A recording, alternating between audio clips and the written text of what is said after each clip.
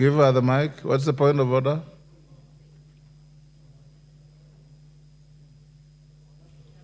Mr. Speaker, I wanted to interject him, but he's not on the floor. He's not on the floor, so it is spent. Thank you. Okay. I give the floor to Elachi.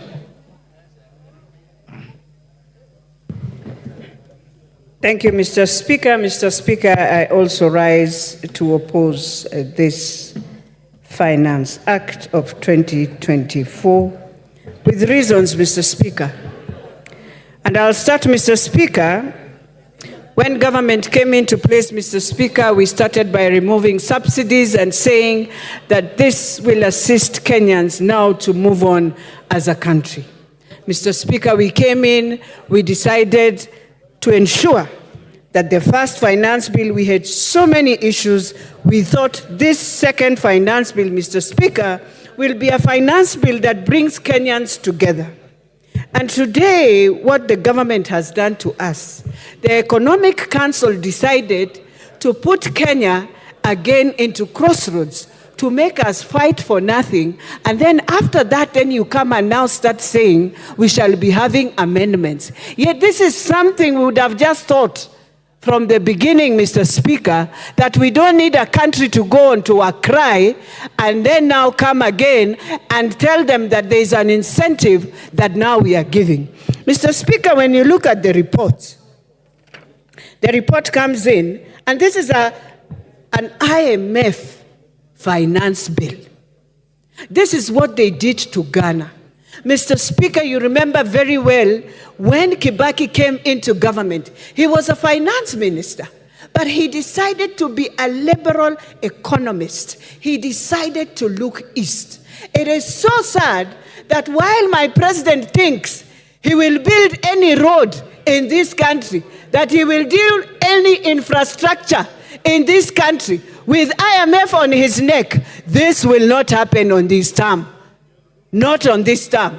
He will be there to do the deficits of what they are telling him, but in terms of building Kenya, we shall see the worst that we have never seen.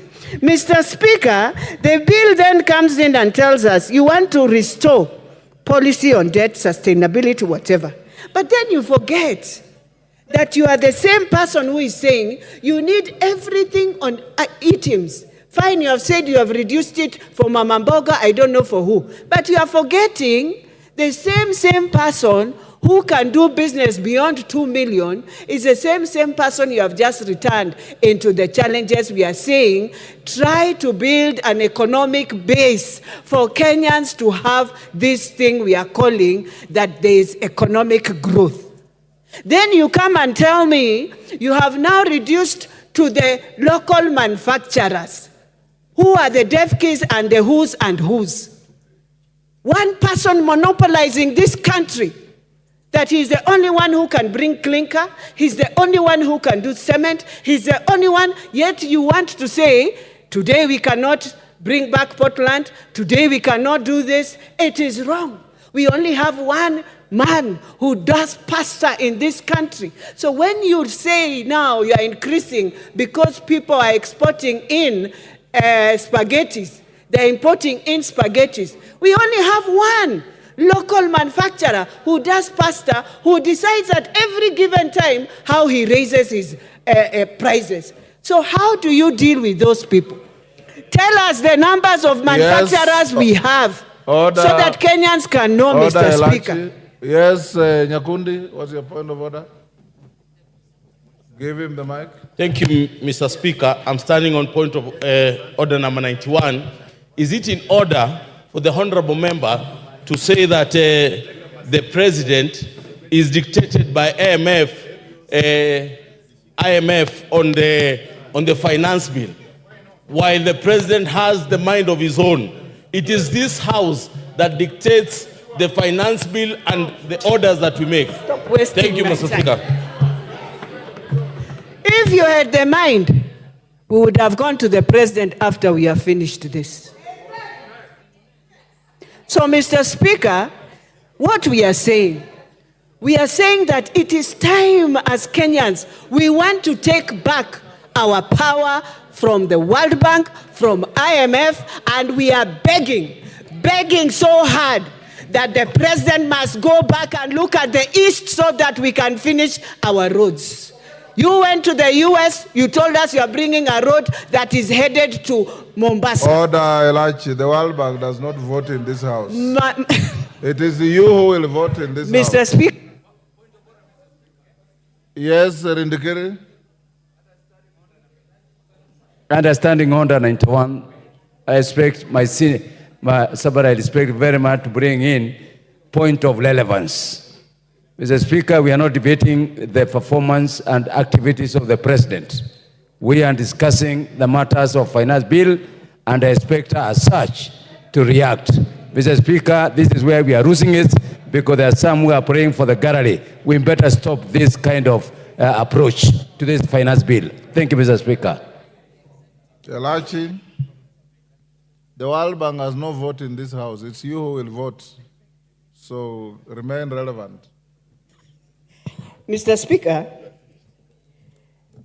while I say and what I say is that when you look at all the policies that has eaten the countries of Ghana, countries of Zambia, these are the same policies that they went through when they were handling the IMF. So, Mr. Speaker, it's not about voting, but it is about just asking ourselves, what track have we taken ourselves in? I beg not to support. Thank you. Come, Kate. Wamawa, I don't see you on this screen. Come, Kate. Yes. Thank you very much, Mr. Speaker, sir, for this opportunity. Mr. Speaker, from the outset, I want to say that I stand to support the bill.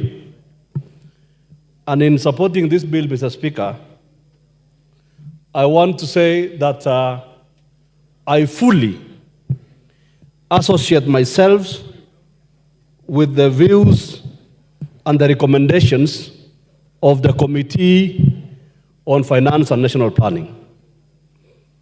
The committee, Mr. Speaker, has done a wonderful job in analyzing the bill and in listening to Kenyans. When this bill was published for the first time, Mr. Speaker, I got concerned as every other Kenyan. But I got, Mr. Speaker, I got the confidence, Mr. Speaker, because I know, Mr. Speaker, that Kenya is a working democracy. That the process of legislative, the passing of legislation is a process, Mr. Speaker. That the bill would go to the Committee on Finance and National Planning, that the bill would be subjected to public participation, and that the views of Kenyans, Mr. Speaker, would be collected, and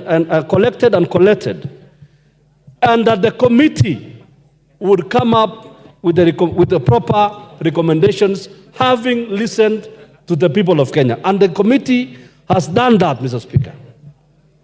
This committee, Mr. Speaker, represents Parliament. The Committee on Finance and National Planning is a committee that is made up of members across the aisle. It is not a committee, Mr. Speaker, of members of one side of the House. And their report, therefore, the report which has no dissenting view, represents the views of this Parliament. And I want to say, Mr. Speaker, I want to thank the members, all of them, from both sides of the House, that they have done a good job. I want to, Mr. Speaker, the Treasury is made up of Kenyans. And they are mandated, Mr. Speaker, at every financial year to come up with revenue-raising measures to support the budget. And they are free, Mr. Speaker, to be innovative.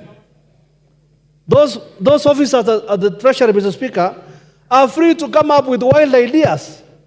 But that is why Parliament is here. Because the officers at the Treasury, I do not see why the hysteria. Why there was hysteria? Why would a member of Parliament be joining, Mr. Speaker, members of the public in demonstrating in the streets when his opportunity is here? When the opportunity is here now, and then when they are given the chance, Mr. Speaker, they come and speak about revolutions that are non-existent. This is the time to talk about, to debate this bill and to look at the recommendations of the committee as they have made. Mr. Speaker, the governments exist to levy taxes, Mr. Speaker. And it is Parliament's responsibility to check on the executive. And that is exactly what we are doing. Mr. Speaker, you know, when the orange button comes up, Mr. Speaker, and the points are coming, I do not know what is, we begin to panic. Mr. Speaker, let me just say this, Mr. Speaker. This morning, I listened to the leader of minority opposing the bill. But I looked at him, Mr. Speaker, and I could see his opposition to the bill was nothing but hollow, dishonest, and shallow. Because, Mr. Speaker, if the public have given their views, Mr. Speaker, and I challenge, Mr. Speaker,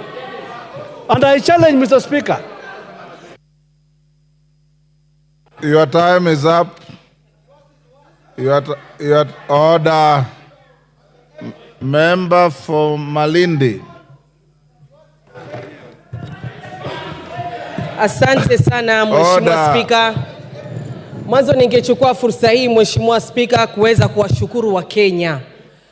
Nimeona wenzangu wengi wamesimama hapa na kusema tushukuru wale watu ama ambao wako katika kamati ya mswada wa fedha, lakini mimi nasimama hapa Mheshimiwa Spika kushukuru wa Kenya.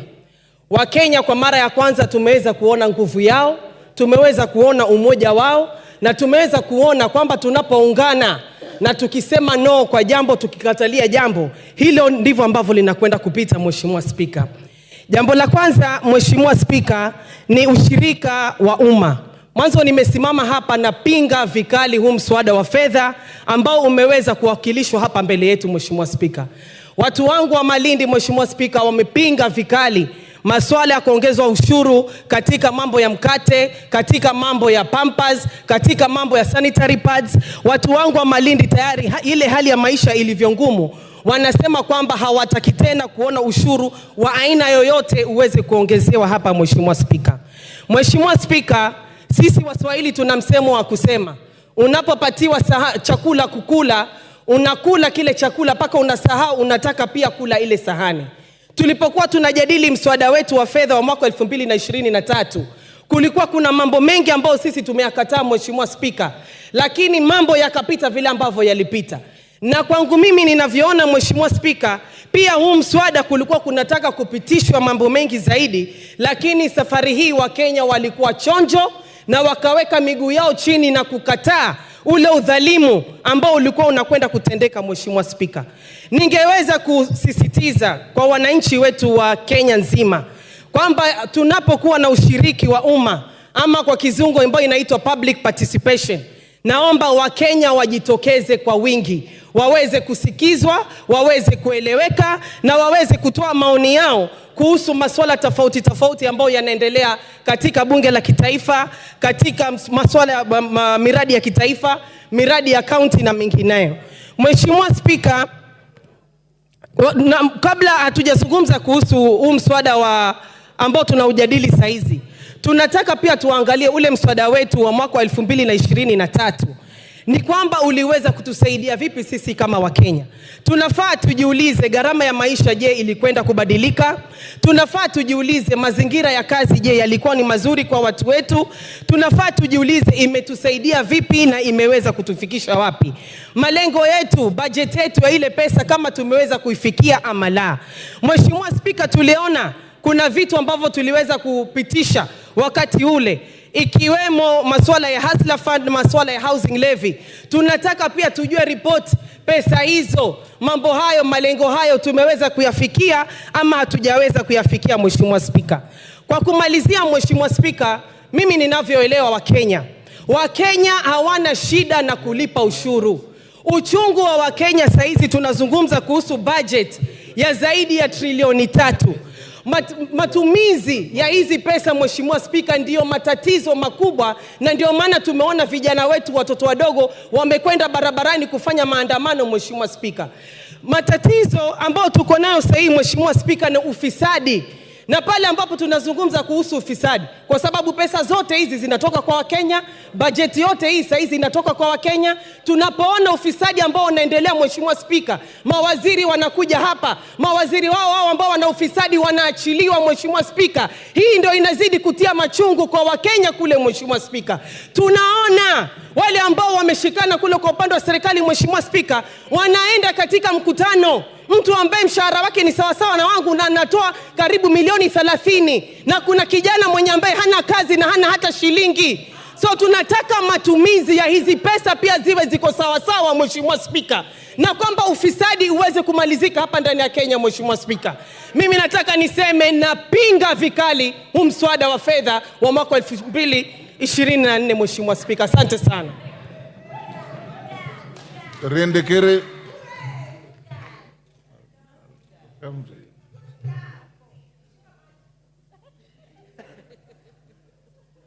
Thank you, Mr. Speaker.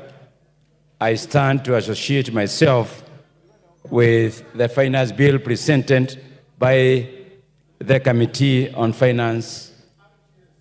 Mr. Speaker, from the onset, I support this bill because it has addressed some of the issues that I was looking for. But let me say and correct myself that the initial proposed bill, the draft bill, Mr. Speaker, and a lot of issues that are detrimental to our population and to our citizens. Mr. Speaker, that bill, as it was originally presented, will not pass the test of times.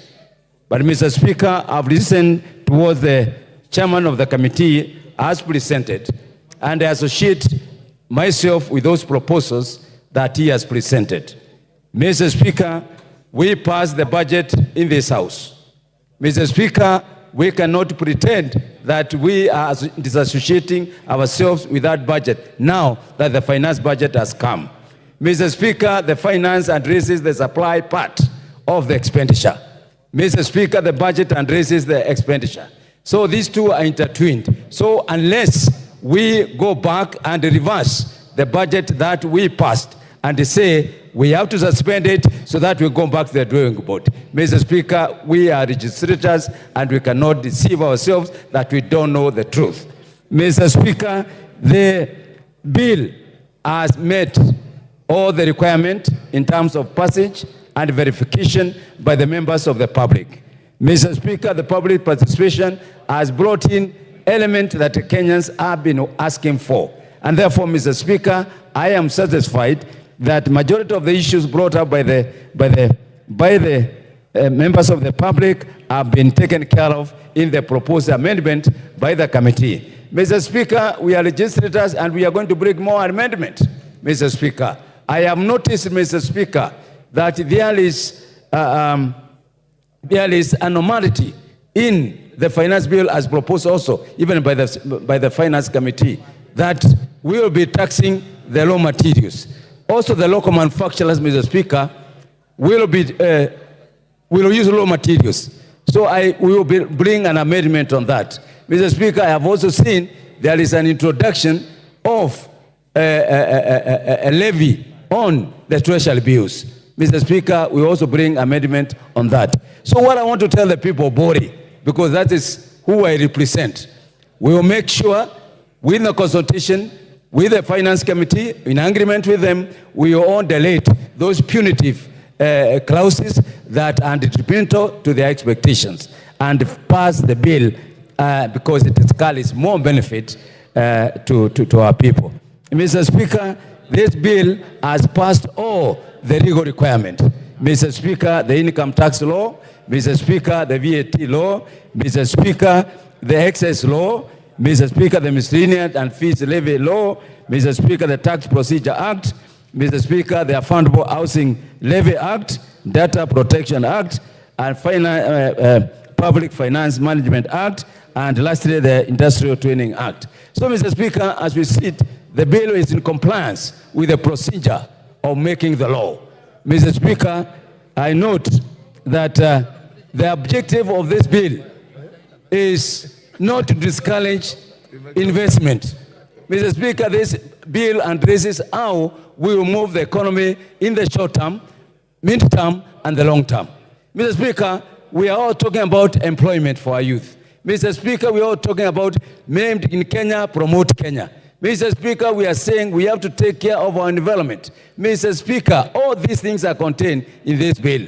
What we need to be careful is that we should not trash the good thing with emotions, because that's what I'm saying, Mr. Speaker. The people of Bore expect development. The people of Bore expect water. The people of Bore expect electricity. The people of Bore expect health. So, Mr. Speaker, truly, and I want to urge and ask our members, please, let's be bipartisan. Let's look at the good things. Let's look at the bad things. We do away with the bad thing, but we cannot in totality say this bill should be rejected in totality. Mr. Speaker, I support.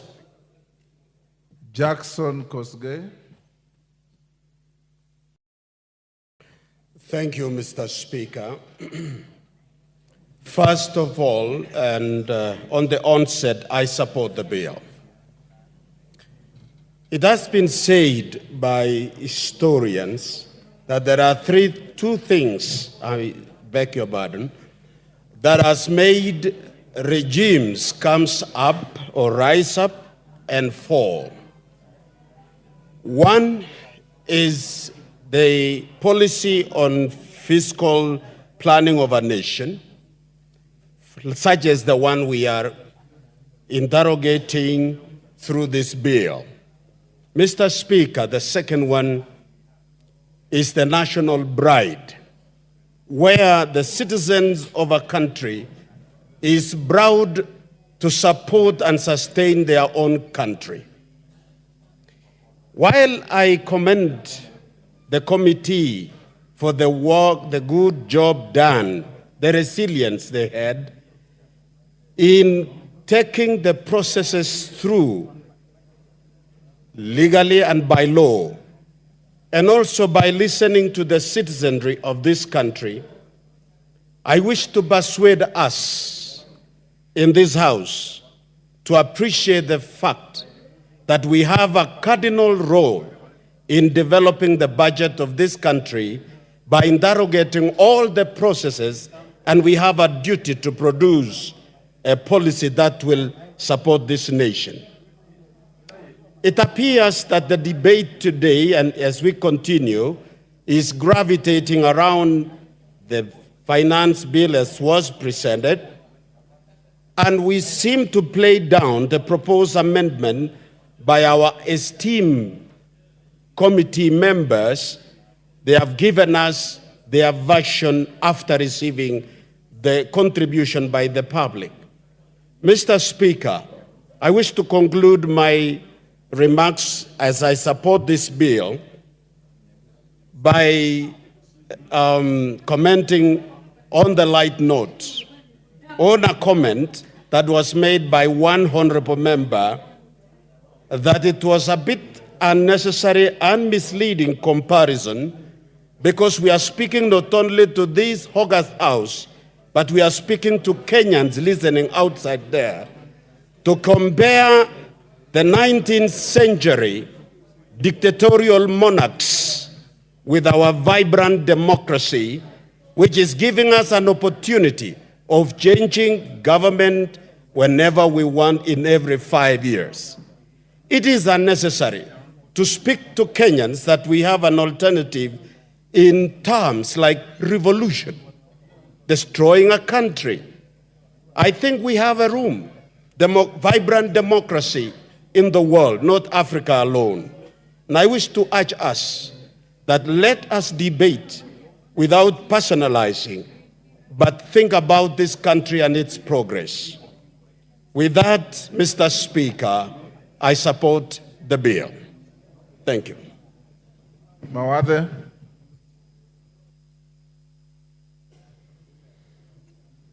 Thank you, Mr. Speaker, for giving me the opportunity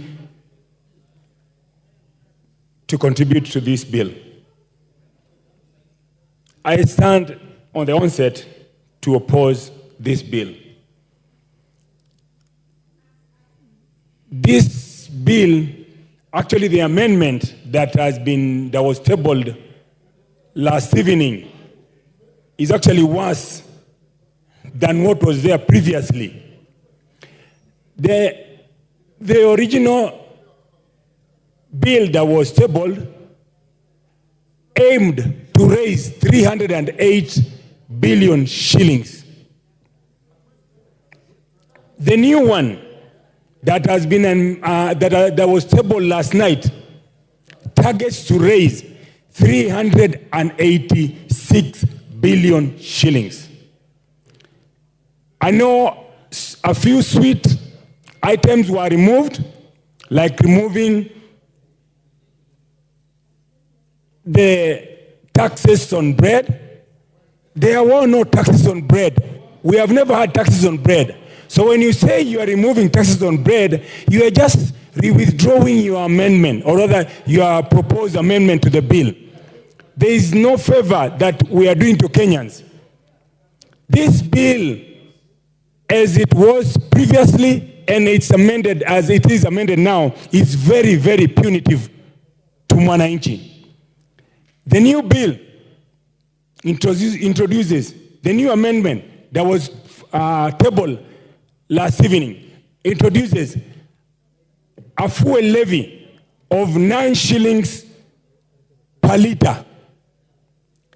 When you increase the cost of fuel, all the items that are transported using motor vehicles, rollies, etc., the cost will go up. So the cost of living to the common mwananchi will go up. We have increased the taxes on the imported finished items. In most households, majority of the items, from the cookers to the TV and any other items, not necessarily electronics, including this room, majority of the items in this room, other than the wooden items, are all imported. So we will increase the cost of living for the common mwananchi.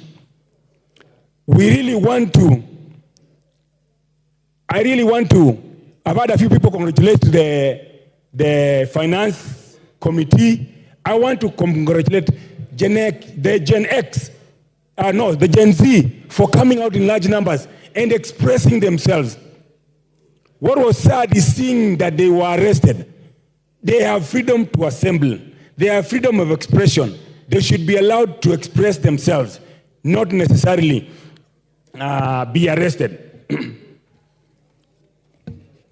But to the Gen Zs, the Gen X, and the Millennium, you are yet to register as voters.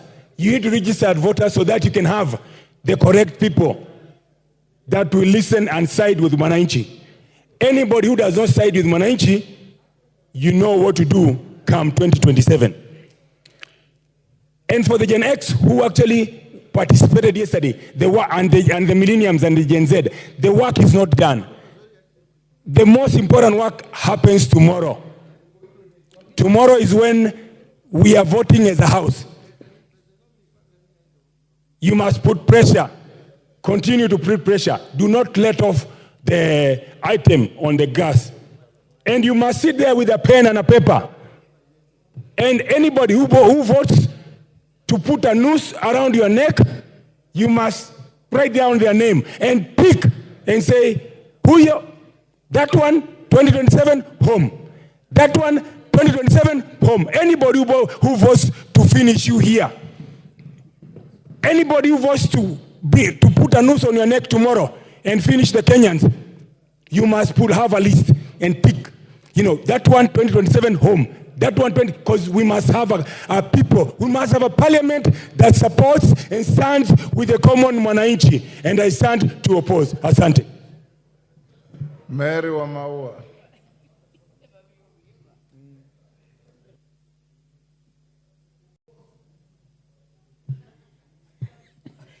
Thank you, Mr. Speaker, for giving me a chance to speak to this finance bill. Mr. Speaker, I don't stand here to be told by an honorable member who is elected like me, because I listen to my people. Mr. Speaker, I'm here to support the finance bill with the proposed amendment from the committee finance. Mr. Speaker, secondly, allow me to appreciate the work that was done by the finance committee.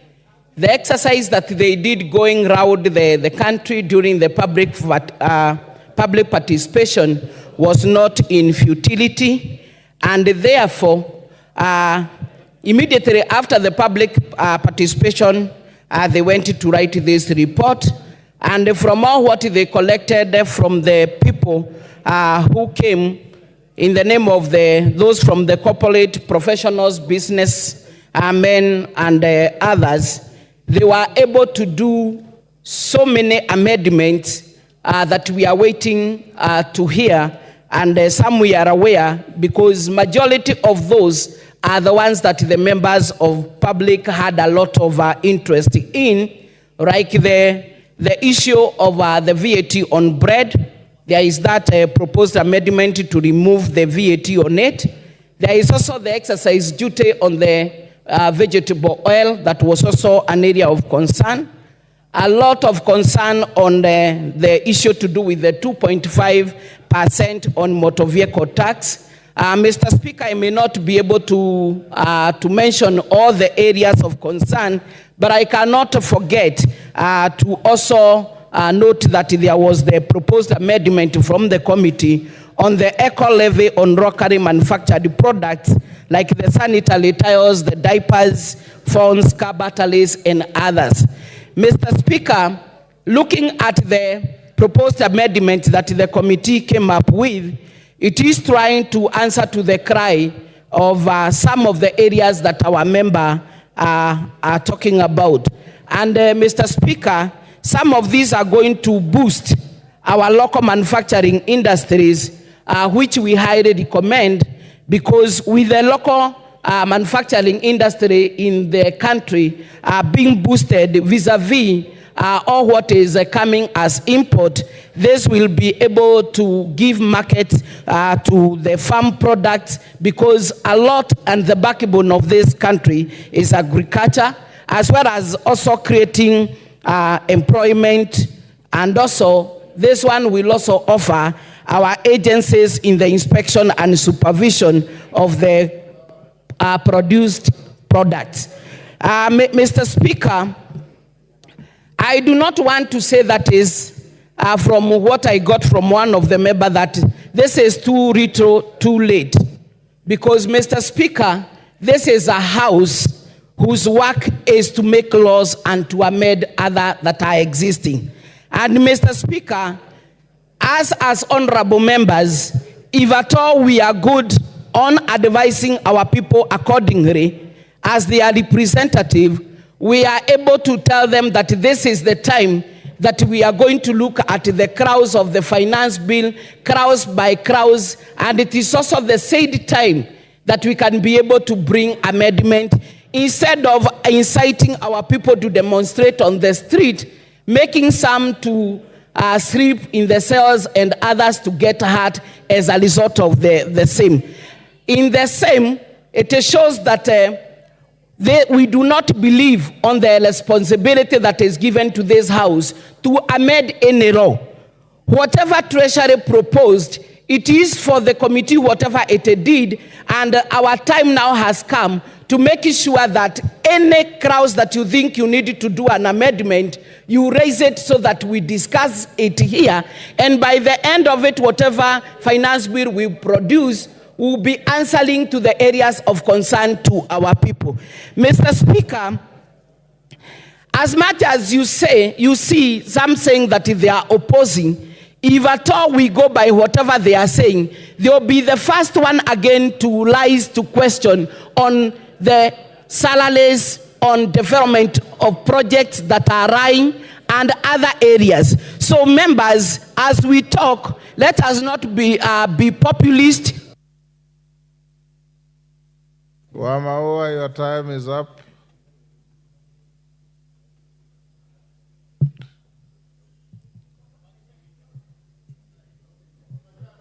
Yes. Mark Nyamita.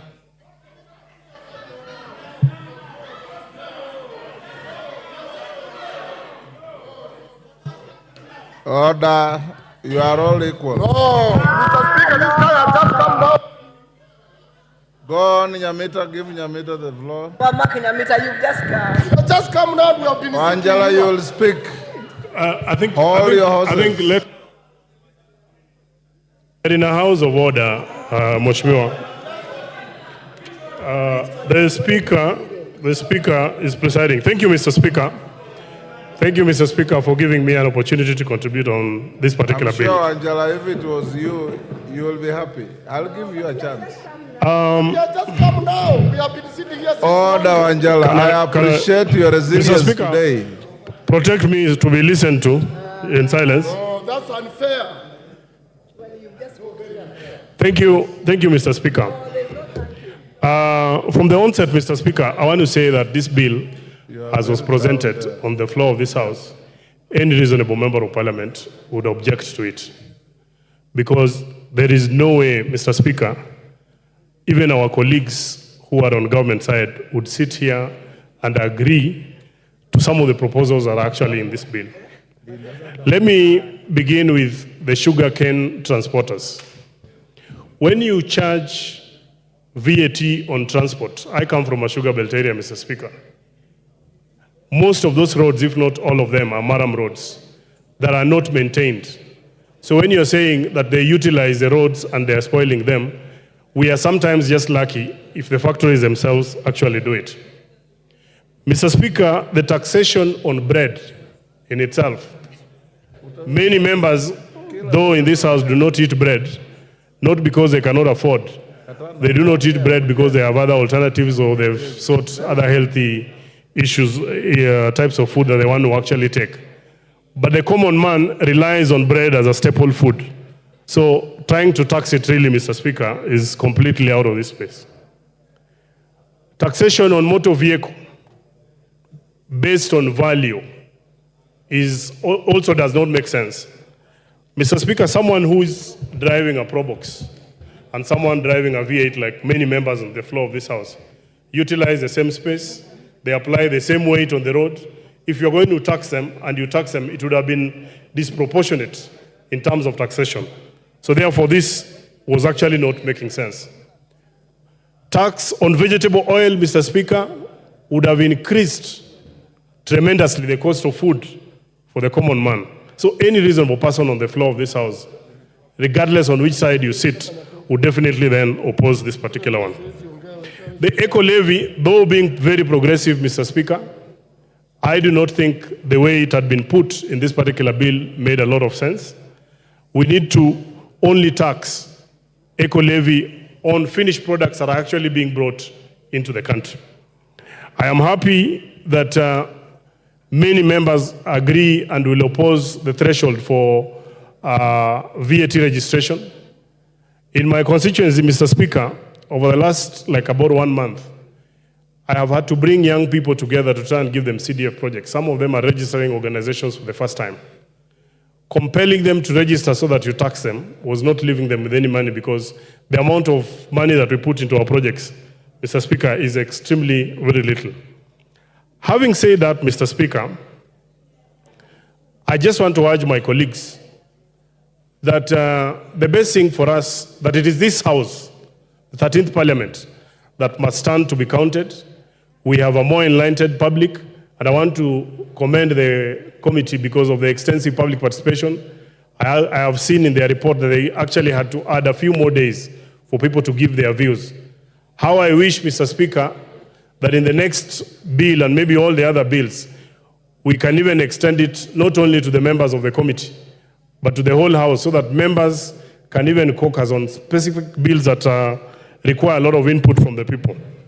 But then what I want to say is that anyone who believes that this bill is not right must then come to the floor of the House, including myself, to propose and support the amendments that are going to leave the bill more responsive to the needs of the people.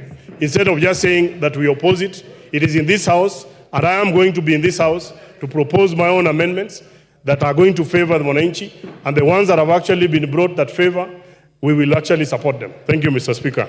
I submit. Malulu Njendi. But for now, thank you, Mr. Speaker.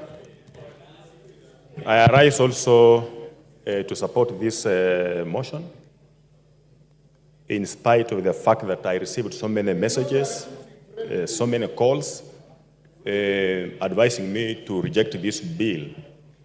Mr. Speaker, one of the callers is a young man who is my neighbor. So he told me he has read so much on social media and he feels I should say no. So I asked the young man, why are you saying I vote no? Why specifically? So he told me like the price of bread has increased from 45 to around 90 shillings. So I told him, which type of bread is this? Then he was talking of 400 grams bread. So I just told him straight, go to the shop and find out what it is presently. Mr. Speaker, I noted that there was a lot of misinformation to our youth, the so-called Generation C, that is causing them even to riot on the streets. Mr. Speaker, why I support this particularly is because of the direction this country is now taking. I'm realizing now, when you look at this finance bill, what I'm seeing now, this country is going the direction of consuming locally produced products. Because what it's doing is giving room for local producers to do the manufacturing of the products that we usually import. And Mr. Speaker, this in itself will actually improve the economy and will also create employment in our country that we are suffering from. And why I'm saying this, because I'm seeing there is a tax or a levy on eco, something called eco-levy. This is actually to discourage importation of finished products and encourage local production. There's also a tax on clinker that's coming from out, so as to encourage our local production. And when this is happening, most of the persons who will benefit are the very youth, actually, who are demonstrating in the streets. And they have been misinformed, because when this is happening in this particular country, most of them then will get employment. They will not find themselves idle in the streets, so as to be vulnerable as they're being used by some persons, some leaders in this country to actually push their agenda. Mr. Speaker, this country, I see a situation where now we want like to take off. Because I recall countries like Malaysia, countries like Singapore, we were with them at the same level. But them taking to this route, they have taken off. They are far away from us, industrialized countries. So this is the right route, and I want to advise Kenyans that we have to be patient with this particular country, and if they want to know that we are on the right track to development and even to our own benefit, they should see what has happened. You know, previously when this government took over, the price of bread was so high, the price of unga was so high, the price of maize was so high, you know, but currently now these prices have come down because of the policies this country is taking to. So if Wananchi will give this government and this country, the leadership, some time, all this that we are crying about will stabilize. Mr. Speaker, I want to appreciate the chair of Finance Committee. There was an issue on e-teams, invoicing. You see, the factories, I'm hosting 2 factories, sugar producing factories in my constituency, that is Botali and West Kenya. The 2 factories, the directors came to my home complaining about the e-teams, what it was to farmers. And they were arguing that if they do this, there will be double taxation to the farmers, the cost will be pushed over to the farmers, And when you look at the whole process of developing e-tax, e-teams, it was a whole cumbersome process that even most of the farmers who are illiterate could not manage. So when I called him, he asked me to ask them to come and make their presentations, and they did their presentations. And I'm happy, I want to tell the farmers, the e-teams has been struck off. The issue of transport of cane from the farm, the factory, has also been struck off because this cost would be passed over to the farmers, which I'm now telling the people of Malava that I represent. There's no need for me to say no to this finance bill because it's the best for us for this particular country. And Mr. Speaker, we have also asked for so many things. I remember when the CS was making a presentation here on budget, there were so many things we were foot-thumping because they were good for us, like, for example, electricity connection. This is now a moment for us to raise funds to actually get this connection to our villages. Otherwise, I support Mr. Speaker. Thank you. Thank you, Cain Katana.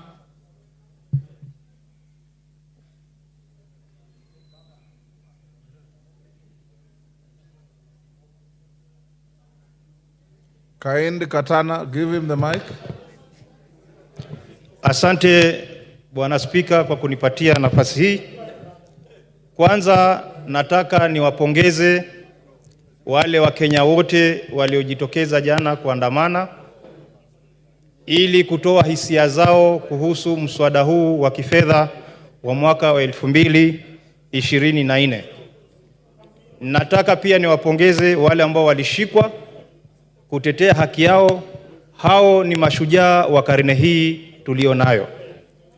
Bwana Spika, mimi ninapinga ripoti na mswada huu wa kifedha wa mwaka 2024 kwa yafuatayo.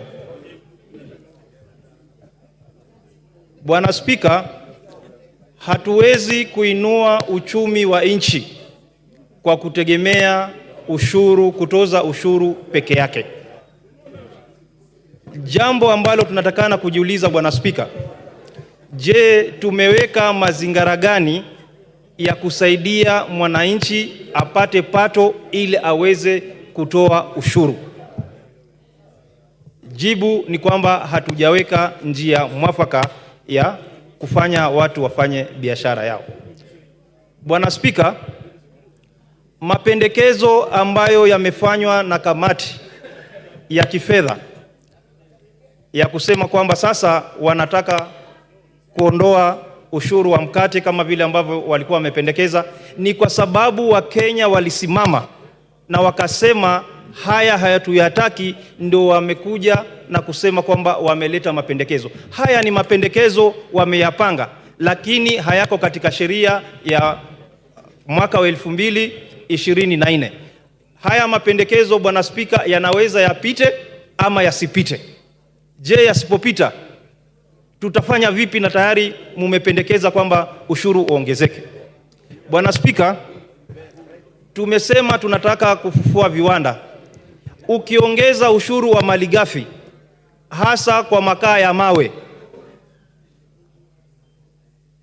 utafanya bei ya sementi itapanda maradufu.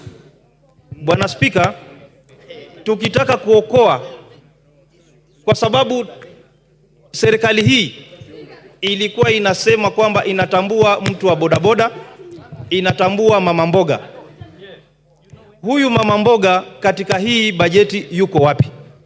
Huku unasema umeondoa kuongezwa kwa ushuru wa mkate, ushuru wa tairi, lakini hapo hapo Bwana Spika umeenda nyuma, umemwongezea mafuta. Ukipandisha bei ya mafuta Bwana Spika, gharama yote ya bidhaa muhimu zitapanda. Ukiongeza bei ya mafuta, huyu bodaboda ambaye mlimtumia kwa kampeni zenu mumemweka wapi? Huyu mama mboga ambaye mlimtumia kwa kampeni, mkiongeza mafuta mumemweka wapi? Bwana Spika, Wakenya wamechoka na kutozwa kodi kiholela. Hii nchi sio kwamba haina pesa. Ufisadi umekithiri katika taasisi zote hapa nchini. Ni lazima tutafute njia ya kufunga mfereji wa ufisadi na ufisadi uko kila mahali. Wakenya wanaona kwamba pesa zao zinatumika kiholela. Huwezi kwenda kwa harambee ukatoe milioni 30. Unapata mshahara wa shilingi ngapi? Ndio Wakenya wanajiuliza. Ni lazima tufunge hii milango ambayo pesa zinapotea kiholela. Bwana Spika, Wakenya hawajakataa kutoa ushuru. Tujiulize, ile sheria tuliyopitisha hapa ya mwaka 2023 ya kifedha, je, tumeweza kufaulu na yale malengo ambayo tulikuwa nayo? Jibu ni kwamba hatujafaulu. Nataka kumnukuu Rais William Samoei Ruto. Amesema kwamba watu waweze kuishi kadri na mapato yao. Vile vile ni lazima watu wakatue kodi kulingana na mapato yao. Hatuwezi kuongeza kodi kila wakati na wengine wanatumia pesa hiyo kujiendeleza na wengine, Bwana Spika, wanazidi kuwa maskini. Mimi ninasimama hapa kwa niaba ya watu wa Kaloleni kupinga mswada huu kwa sababu hausaidii yule mbunge wa Kanze.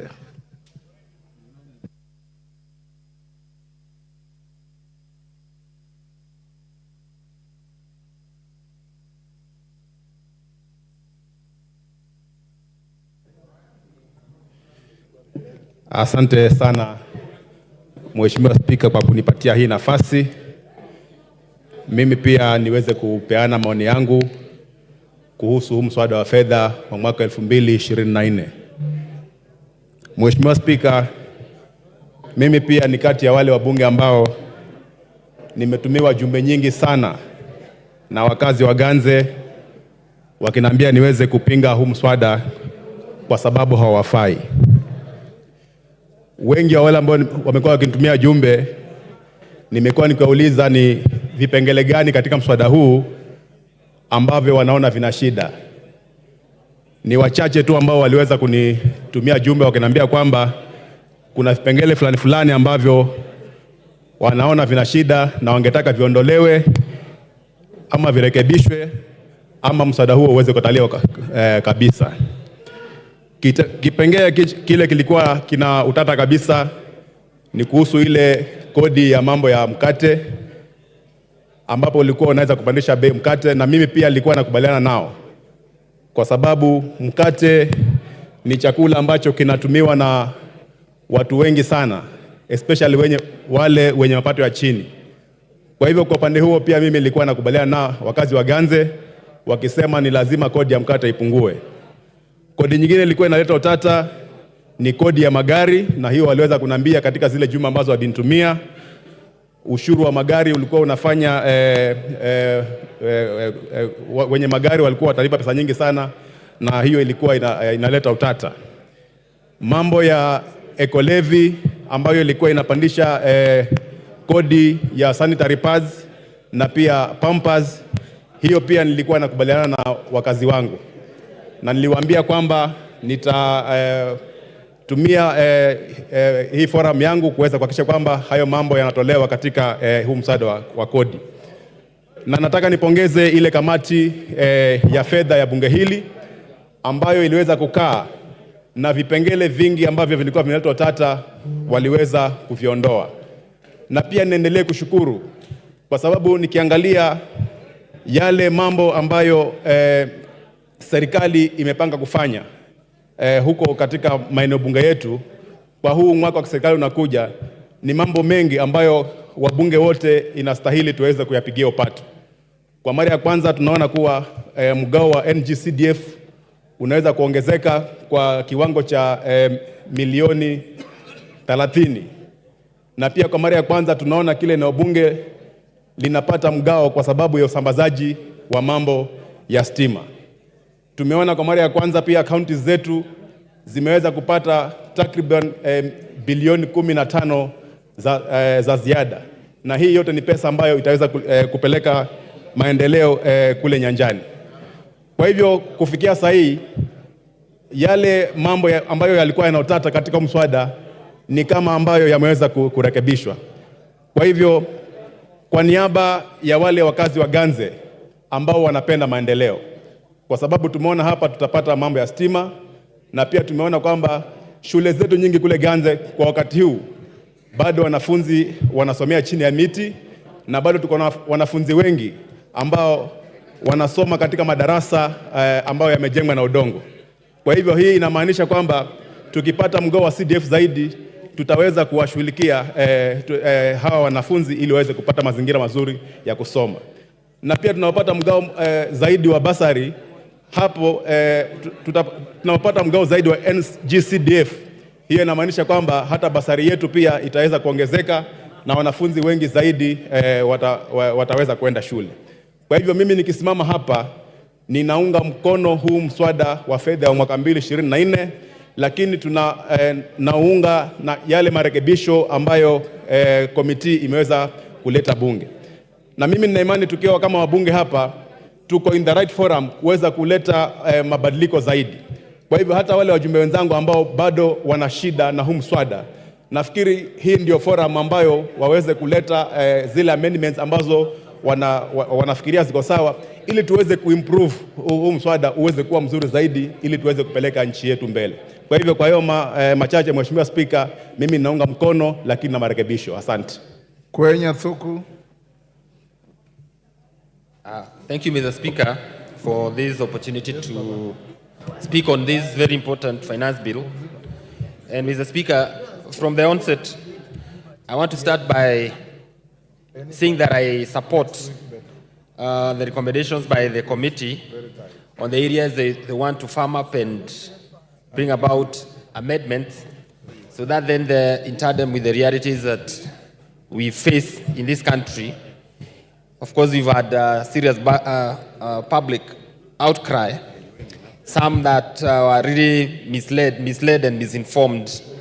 And I feel that, Mr. Speaker, as members of Parliament, we have a responsibility to do nothing else but to tell our people the truth in as far as what our role is. Finance bill, from the onset, is a proposition by the National Treasury as to how they want to raise money so that then our budget can be financed. And Mr. Speaker, finance bill as presented by the National Treasury is not cast on stone, and therefore this House has a responsibility to enrich and to cut areas where we feel that they are not favorable to our people. And specifically from where I sit as a member of Parliament for Kinangop, there is an area of concern, but I'm happy that it has been addressed, whereby we are opening up our boundaries to from our neighbors who are members of East African Community, exempting imports that are agricultural in nature to come to this country to compete with local production. And Mr. Speaker, I am happy with the committee's report because they are recommending that the same be reinstated, so that then any importation from the East African community, and especially issue to do with potatoes, there must be a duty, so that then we do not expose or subject our farmers to competition that is unfair, because you see countries, some of our countries in the neighborhood enjoy what you'd call in economics, not just economies of scale, but also they enjoy competitive and comparative advantage. Production of potatoes in one of our neighboring country is low because they have an advantage of climate which we do not have. And therefore, subjecting farmers in Kenya to the same level with our neighbors, then we'll be killing our farmers. And therefore, I must say emphatically that I'm so grateful that this committee found it worthy to reinstate that duty. Mr. Speaker, it is unfortunate that there have been a lot of sensationalization of this matter, to the extent that our children are in the streets, talking about a document that they know nothing about. They've only been misled by the hype that is in the social media. And Mr. Speaker, I think it's time for members of Parliament to act in a way that is honorable, just to inform our constituents what a finance bill entails. And Mr. Speaker, this house, in its wisdom, passed a whole budget of 4 trillion shillings. But when we come now to issues, to areas where we want to raise funds, to the tune of 300 billion to finance some of the things that are in the budget, and especially to do with electricity, to do with education, to do with health, to do with agriculture, I hear the same voices that supported the budget. Now they're on the other side saying, now we are not going to support finance bill. We do not want to hear that we are going to collect money to finance our affairs. And Mr. Speaker, I think it's about time that we rose above hypocrisy, because there's a lot of hypocrisy in leadership, in political leadership, and call the leaders who are speaking from both sides of their mouth, call them out for who they are. And Mr. Speaker, I want to support this document, and not as we progress to the third reading. I believe that these amendments will suffice, and therefore give Kenyans the kind of finance act that will serve us for the next financial year. Thank you, Mr. Speaker. Thank you, Thuku. Honorable members, there are some honorable members who are still asking the chair, the speaker, when to file amendments. I want to repeat, please file them in the relevant office before 1 o'clock tomorrow. Kitonga Murugara. Thank you. Thank you very much, Mr. Speaker. Speaker, we've waited patiently. Evidence that what we are doing here is very important, and we just to continue being patient so that we can dispose of the important business of the House, which is actually the budget-making process. So, Speaker, allow me to begin by saying I actually support the report by the Committee on Finance and Planning, and I will also be supporting the finance bill with the proposed amendments because of 3 reasons. The first reason is we got to be faithful to Article 118 of the Constitution on the public participation.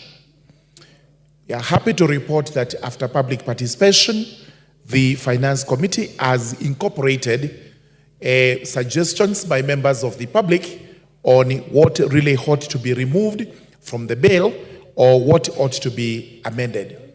This is extremely important in that in the public participation, we may not incorporate everything that is proposed by the public, but it shows that we're taking into consideration what the public says, and this is in honor of the people of Kenya.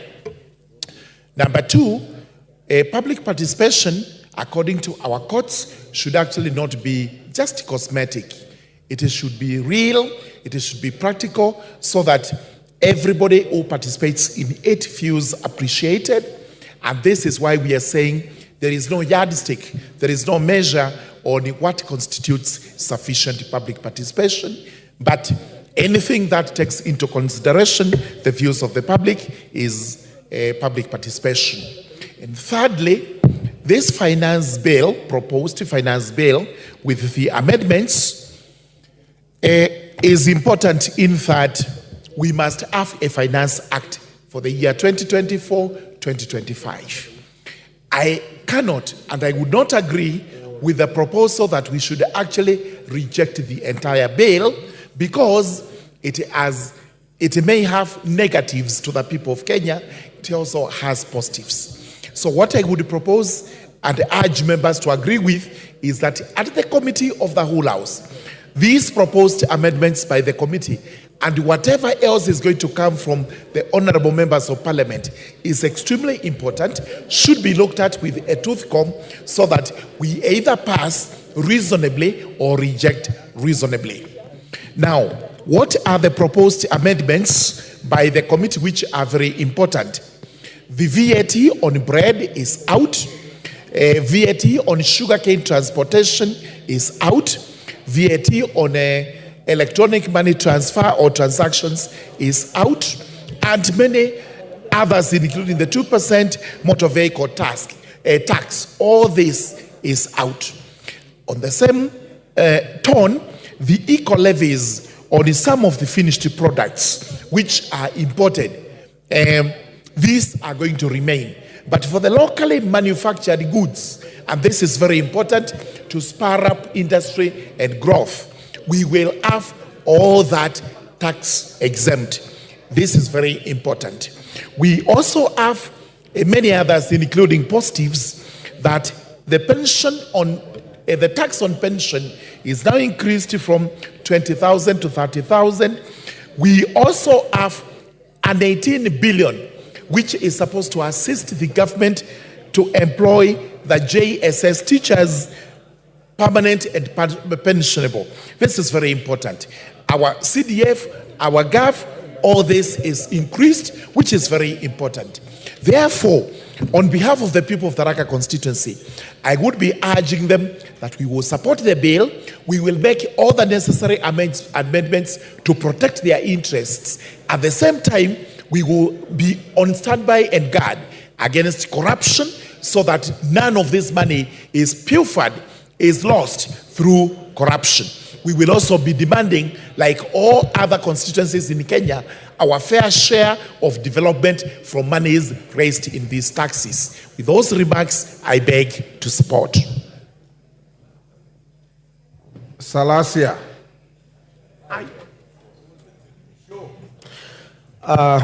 Mr. Speaker, sir, I want to rise to oppose this finance bill on the following grounds. Number one, I think there is a very big problem in this nation. And you will note that when we did the finance bill of 2023, you noted that even the KRA couldn't be able to raise the amount that they had targeted of about 270 to around 3 billion. But as members of the Kenya Kwanza, they have accepted that to move on and even bring the new amendments without asking serious question, why did we not collect enough money during that particular period? Another question that these members of Parliament of Kenya Kwanza are not asking themselves is that the timing of this finance bill is not good, and it's not showing a good picture to this nation.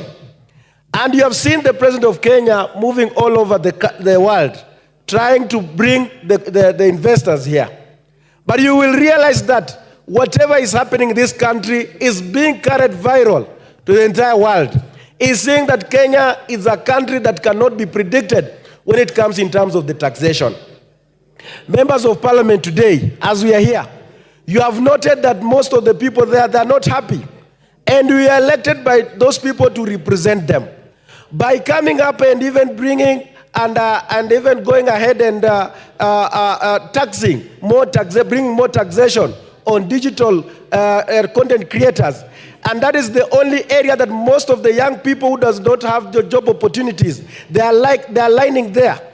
It is very much unfair.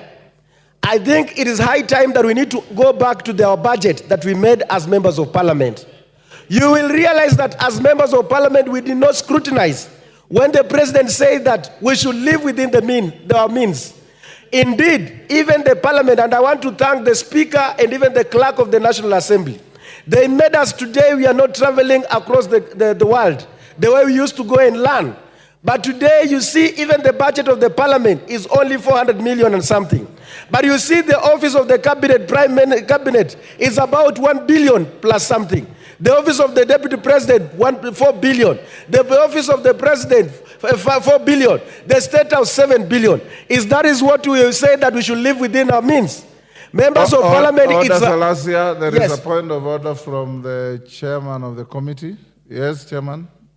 What standing order? Honorable Speaker, I rise on standing order number 91. And is it in order, Honorable Speaker, for my good friend, and I hate to interrupt him, the Honorable Salasia, to mislead the House. And Honorable Speaker, one of the reasons why there has been a lot of noise, especially on media platforms, is a misconception that there is a taxation that is being introduced on digital, on content creators.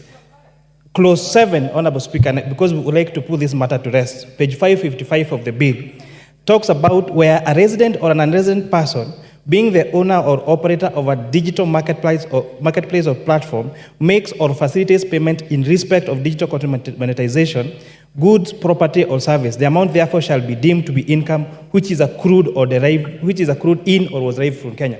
This is targeting the big tech companies in the digital platforms that generate their income from Kenya without paying a cent.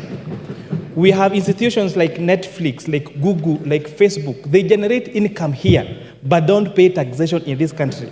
So this taxation is them paying for the income they generate from Kenya, not the people that generate income from those particular platforms. Thank you. Salasia. Mr. Speaker, I was just trying to highlight some of the things that has created a lot of emotion. And you will realize that the Kenyans, the way this country is being managed, it is being managed is like something else. Why do you want to play with the minds of Kenyans? Why do you introduce the tax on transportation of sugarcane? Why do you introduce taxation on 16% on bread? You want to attract the emotion of the Kenyans and you retreat, but then you have another agenda on that. That's why, Mr. Speaker, sir, I want to ask this House that now we cancel all this bill, we go back to the budget, we start now from there, we cut off, and then we start from the scratch. But this matter of bringing another new finance bill when the Kenyans are still struggling with the previous finance bill is like we members of parliament, we are doomed. We are doomed. Members of parliament, we are doomed. I'm telling you, we are doomed. Watu wa Kenya kwanza mmenisikia? Honorable Salasia, there is a finance bill each and every financial year. So even next year there will be a financial bill. The following year there will be a finance bill. So it's good for you to know that as well. It's just I'm informing you. Yes. Honorable Justice Kamei.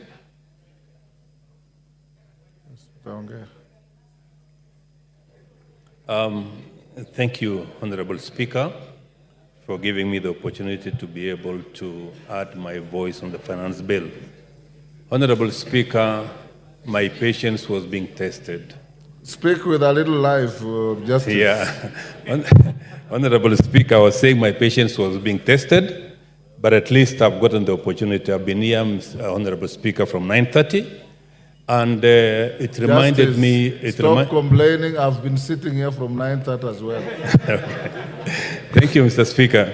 On the onset, Mr. Speaker, I want to say I support the finance bill. And I do so, Mr. Speaker, without fear or favor. Ever since the finance bill was published, Mr. Speaker, the people of Sigawetsoen constituency have engaged me. I have responded to all their concerns, and I'm happy, Mr. Speaker, that the recommendations of the Finance Committee do indeed address many of the concerns raised by the people of Sigawetsoen constituency. In particular, Honorable Speaker, they were against the 16% VAT on bread, they were against 2.5% on motor vehicles, they were against 18% on edible oil. They also told me, Mr. Speaker, to oppose the 18% duty on 18% tax on financial services. Now that most of those concerns, Mr. Speaker, have been addressed, I want to say I do support the bill, and in particular, Mr. Speaker, this is where we will get money under CDF to be able to support our people, and especially to have increased bursaries so that children from poor families can be able to get their education. This is where, Mr. Speaker, we will get money for rural electrification. If there's a pet topic that I do discuss with the people back home at any given time is something called the last mile. Mr. Speaker, the amount of 50 million shillings given to each constituency under the last mile program will go a long way in making sure that our people get electricity. Mr. Speaker, in addition, the people of my constituency do grow cane. They've got areas at Moron Sugar Company, areas at West Kenya, areas at Chemelil. And Mr. Speaker, in this budget, we now have money to be able to pay farmers their arrears, which has been there for a long time, so that they can be able to get their money, which has been held by these companies for a long time. I hope, Mr. Speaker, we'll also get some money so that the workers who have been working in these companies can be paid their arrears. And Mr. Speaker, finally, I want to address one issue which was raised by the people. It is on the issue of the JSS. Mr. Speaker, there is money now in this finance bill which will make sure that the JSS teachers in this country who have been working or under the internship program will now be taken on board as permanent and pensionable. But I want to make a point to TSC. Those teachers who went on strike, Mr. Speaker, should not be terminated. They were asking for their rights, and TSC should be considerate enough to withdraw the show cause letters that have been given to our teachers. In Sigawet constituency, 28 teachers have been given show cause letters. So I want to make a special plea to TSC. Please do not sack these people. They were asking for their rights, and within the Constitution, they had a right to do that. With those remarks, Mr. Speaker, I beg to support. Thank you. Member for Turukana South.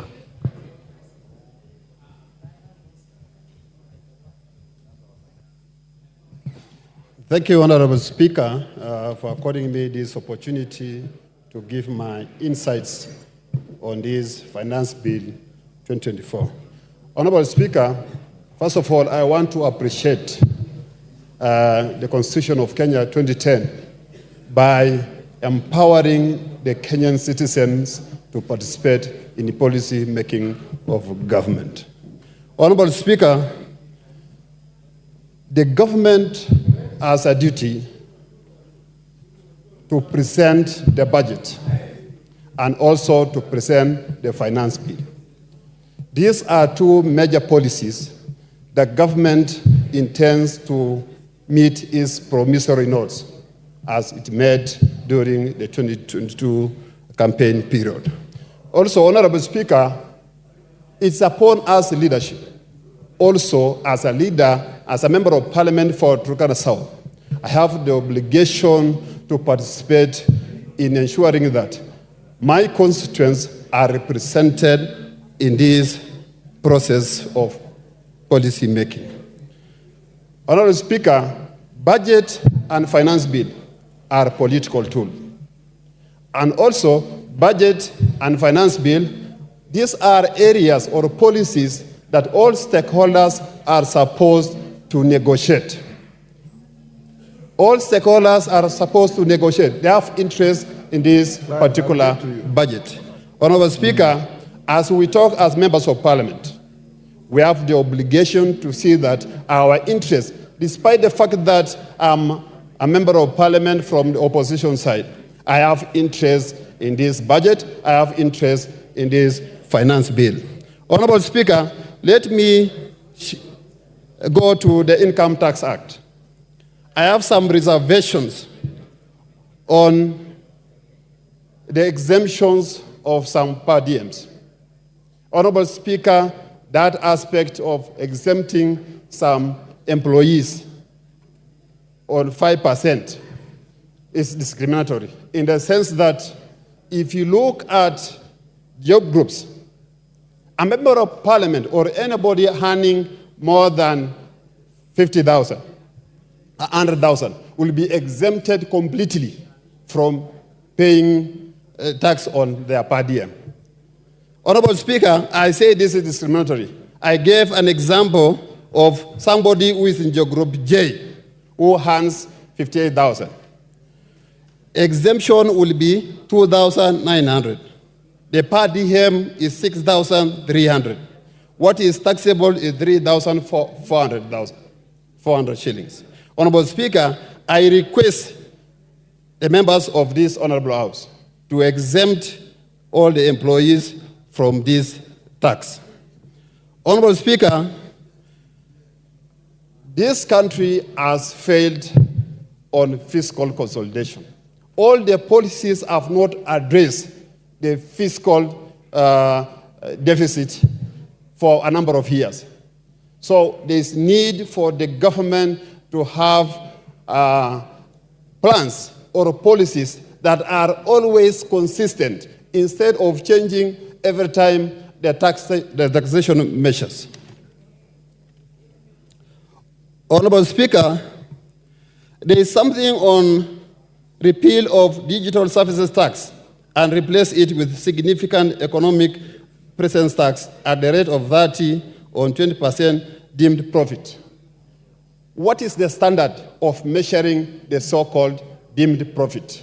This is what needs to be highlighted, need to be addressed, so that we don't just say 20% is deemed profit, 30% is deemed profit. We need to have a standard. Honorable Speaker, something on the value-added tax. When I transfer property or assets at a certain price, there is valuation for that particular business or asset.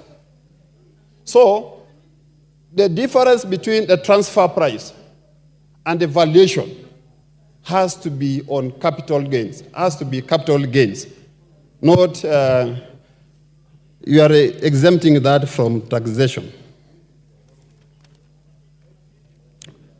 Honorable Speaker, last year we had a finance bill. Thank you. Your time is up. Member for Sirisia. Members, you have 5 minutes. So. Thank you, Honorable Speaker, for giving me a chance also to contribute on this very important bill. Honorable Speaker, from onset, I want to support the bill. Honorable Speaker. Honorable Speaker, why I'm supporting this bill? The bill carries almost everything, Mr. Speaker. We cannot reject the bill in totality, Honorable Speaker, because, Honorable Speaker, Kenyans must learn, Mr. Speaker, to pay the taxes. We, Honorable Speaker, if we do not pay the taxes, Honorable Speaker, it will force the country to borrow from outside. And that is why, Honorable Speaker, Kenya as a country has a big debt because of borrowing, Mr. Speaker. The government is trying at least to make this country self-reliant, Mr. Speaker, so that we generate our own income from the country to avoid debts.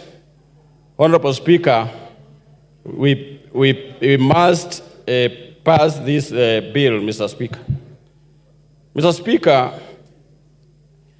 the committee has dealt with very many issues that were contentious, Honorable Speaker, like the bread, Mr. Speaker, the committee has already dealt with, and that is where the public was making a lot of noise, Honorable Speaker.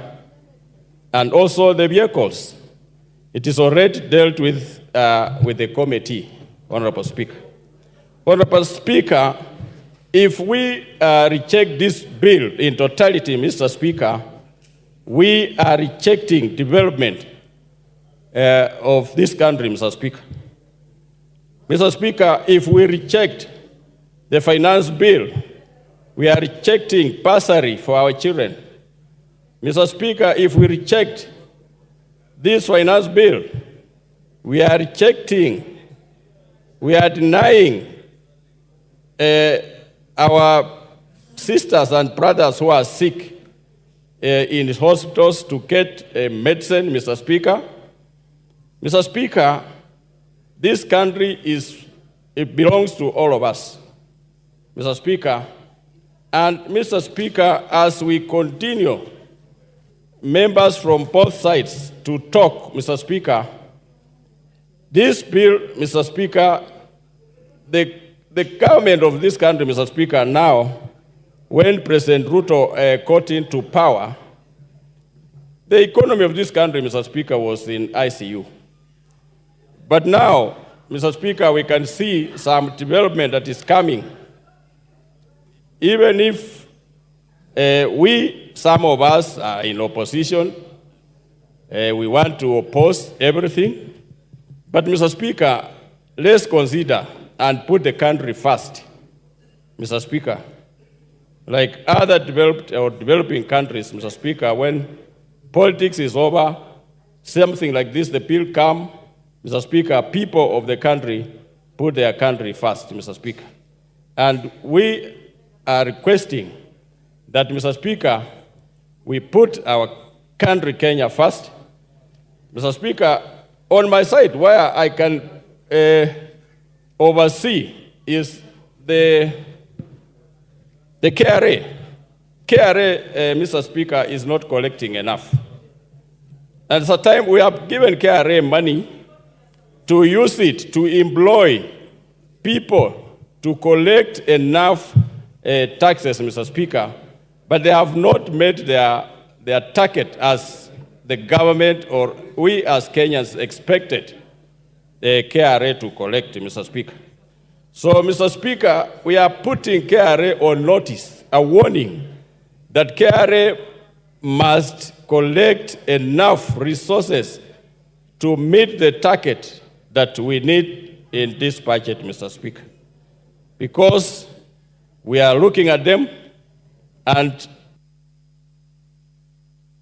Gisairo. Thank you, Honorable Speaker.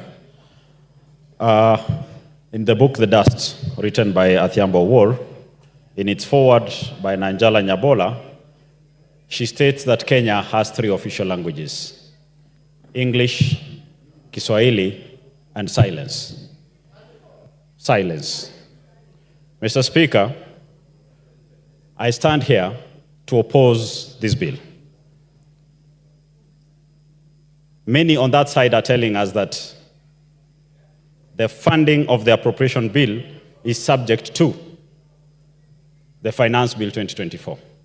There is nothing further than further from the truth. We have a Finance Act, so whether this finance bill flops or not, the country goes on. Mr. Speaker,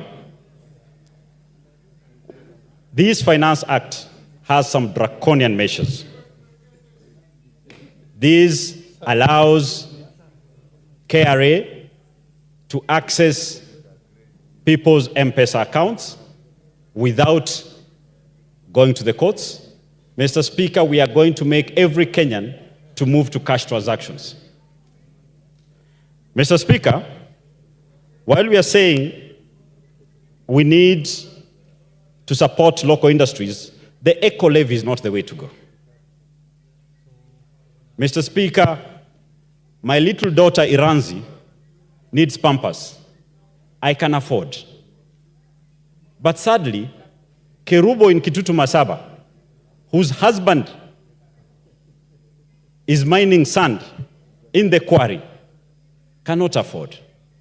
The cheapest option they can get is what they need for the cleanliness of their child.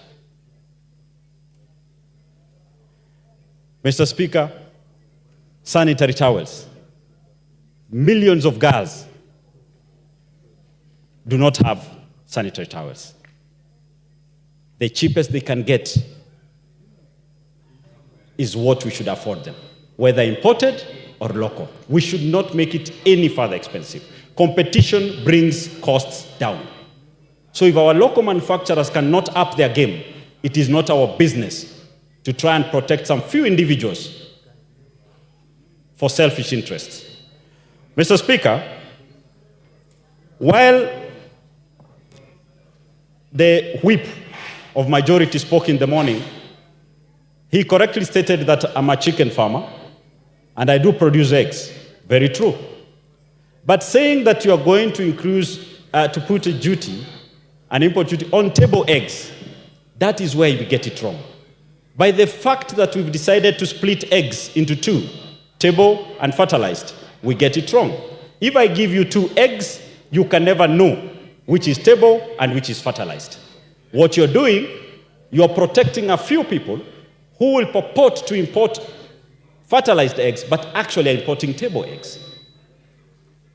The duty should be on all. Let the one who is doing hatching claim a refund after proving and showing the chicks. Mr. Speaker, while the committee went around, collected the views of the silent millions of Kenyans, they came with a very bulky document which deleted or proposes to amend most of their own mess. But with one stroke, they tell Kenyans, we've saved you billions, but again they get into the pocket and take even more. Mr. Speaker, by introducing the maintenance, the levy on fuel for road maintenance by 7 shilling, the motor vehicle 2.5% that they had charged initially in the main bill of 5,000 minimum with a cap of 100,000, that changes because now you'll be paying 7 shilling for every liter. The cheapest of jalopy of cars will at minimum use an equivalent of 5,800 shillings in a month, in a year, while charged.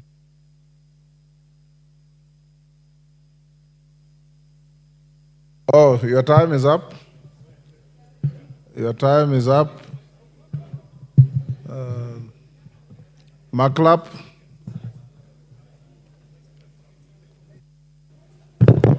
Thank you, Mr. Speaker. First of all, I want to declare that I'm a member of Finance, National Planning. And Mr. Speaker, I rise to put the record straight. Mr. Speaker, Finance Bill as proposed, putting the record straight, the original document, Mr. Speaker, is a creation of the National Executive. Where does these proposals come from the National Executive? Most likely, National Treasury and KRA. When it is committed to this House, Mr. Speaker, it is the honors of members of Parliament as representatives of the people of Kenya to now interrogate, and that is why there is existence of executive and Parliament, because Parliament represents the people of Kenya. Mr. Speaker, when a law is passed in this House, it does not affect people who voted for Azimio or who voted for Kenya Kwanza. It affects the people of Kenya across board, Mr. Speaker.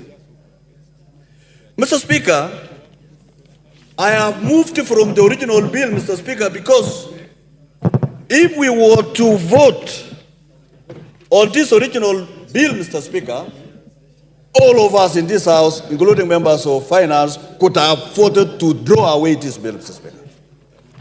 But, Mr. Speaker, our Constitution gave us separation of powers.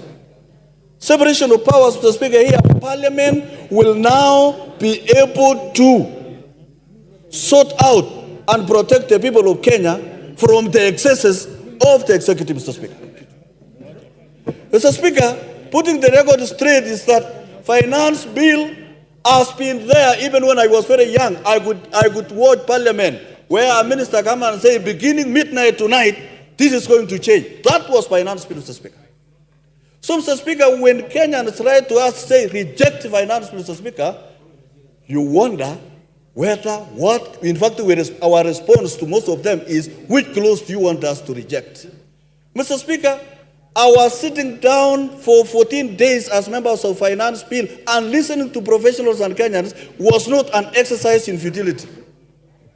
We listened to Kenyans. And Mr. Speaker, as we listened to Kenyans, another process of the budget making process was going on. Demand, supply. Mr. Speaker, the demand in this country has continued to rise. And that's why the government is coming with a proposal of a budget of 4.0 trillion, Mr. Speaker. When these proposals were brought to this House, Mr. Speaker, just using the words of Junaid Mohammed, most of the members across board in this particular House, Mr. Speaker, rose to say, this is the best budget because it adds us money to constituencies, because it pays for the JSS teachers' confirmation. They actually gave rise in this House to support all the budgetary proposals in this House, Mr. Speaker. When it came to the supply, Mr. Speaker, where do we get the money to supply the demand? We get through ordinary revenues, Mr. Speaker. When you add, it will rise to 2.7 trillion, Mr. Speaker.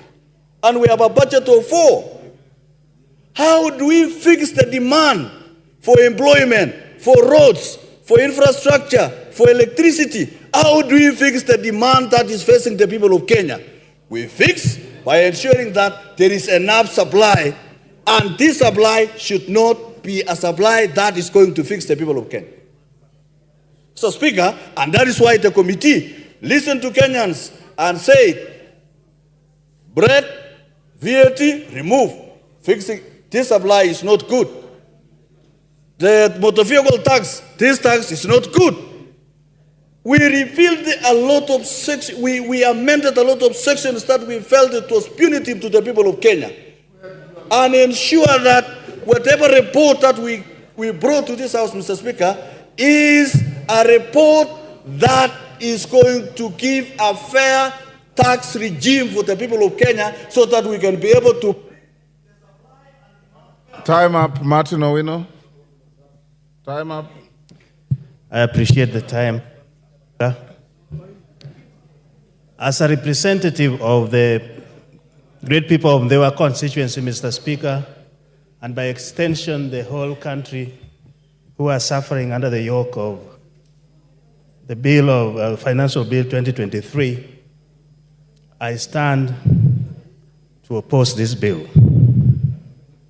Mr. Speaker, the effect of 2023 bill, financial bill, is still weighing on our people. I'm not sure where my colleagues represent, but in my constituency,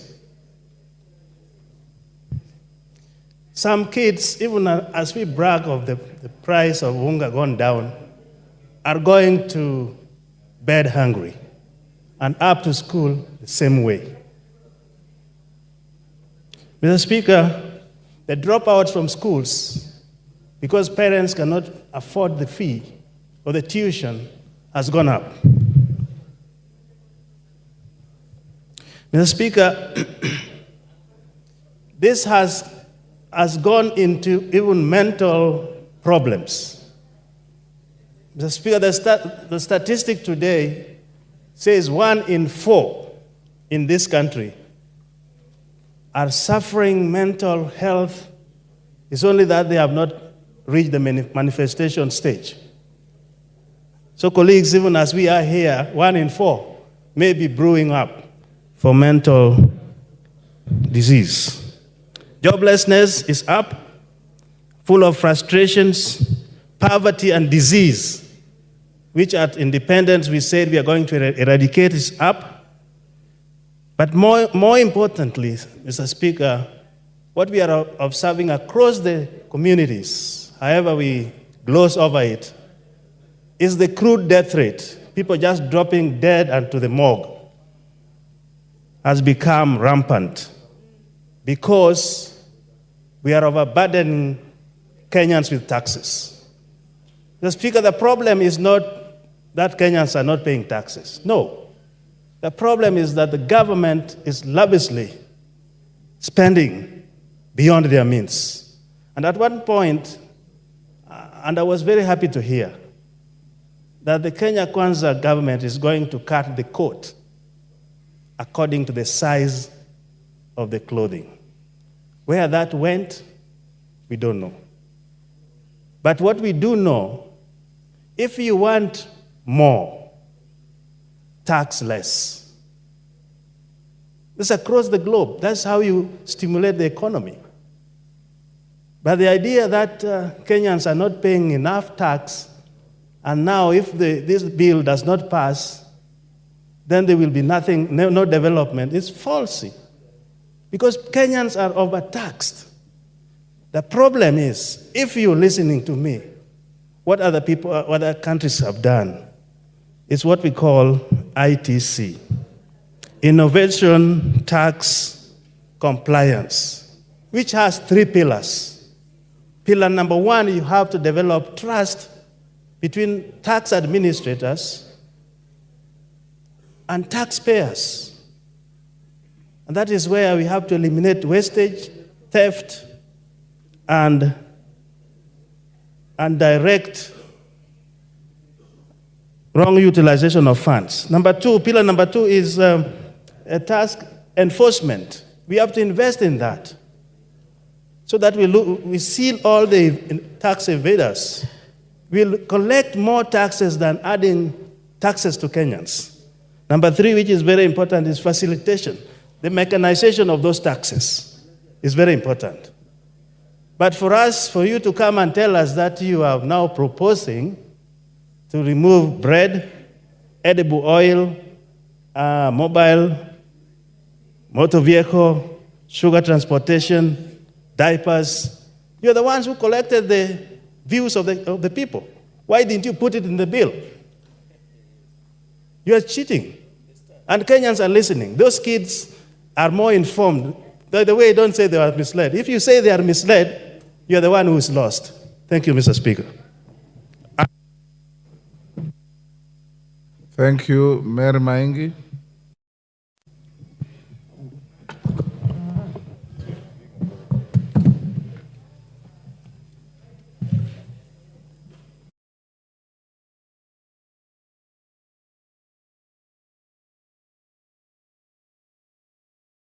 Me this chance to contribute to this very important bill. Mr. Speaker, when we discovered the internet, it was to change the way we communicate and the way we do business. It is unfortunate that some of us are using the same social handles to mislead a gullible public, and others are also using it to incite members of parliament. Mr. Speaker, I want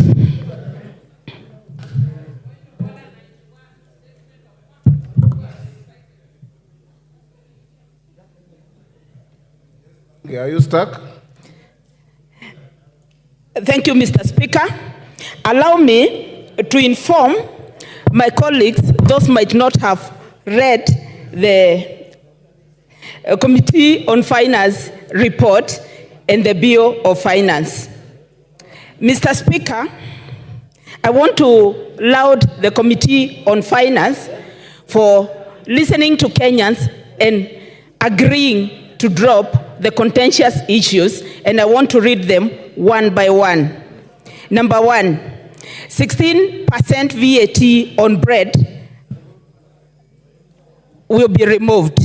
Number 2, excise duty on vegetable oil will be removed. VAT on transportation of sugar removed. 2.5% on motor vehicle tax removed. No increase on taxation on mobile money transfer. VAT on financial services and foreign exchange transactions has also been removed. Eco levy on locally manufactured products like sanitary towels, diapers, phones, computers, tires, and motorcycles is also removed. VAT registration threshold increased from 5 million to 8 million, reducing the need for small businesses to register. Responsibility of electronic invoicing, e-teams, by KRA removed for farmers and small-scale businesses with a turnover of below 1 million shillings. Excise duty on alcoholic beverages will be based on alcohol content, not volume. Higher alcohol content will attract more duty. Pension schemes exemption increased from 20,000 shillings to 30,000 shillings per month. Excise duty imposed only on imported finished products. Mr. Speaker, I want to take this chance to speak to 3 issues. I want to speak to the issue of pensions and the issue of excise duty levied on finished products and the issue of VAT on bread. Mr. Speaker, with pensions tax relief from 20,000 to 30,000, we are encouraging a savings culture in this country. We are going to encourage those that are employed to save, and that they are not going to be a burden to others when they retire, because they'll be having more money, which is tax-free.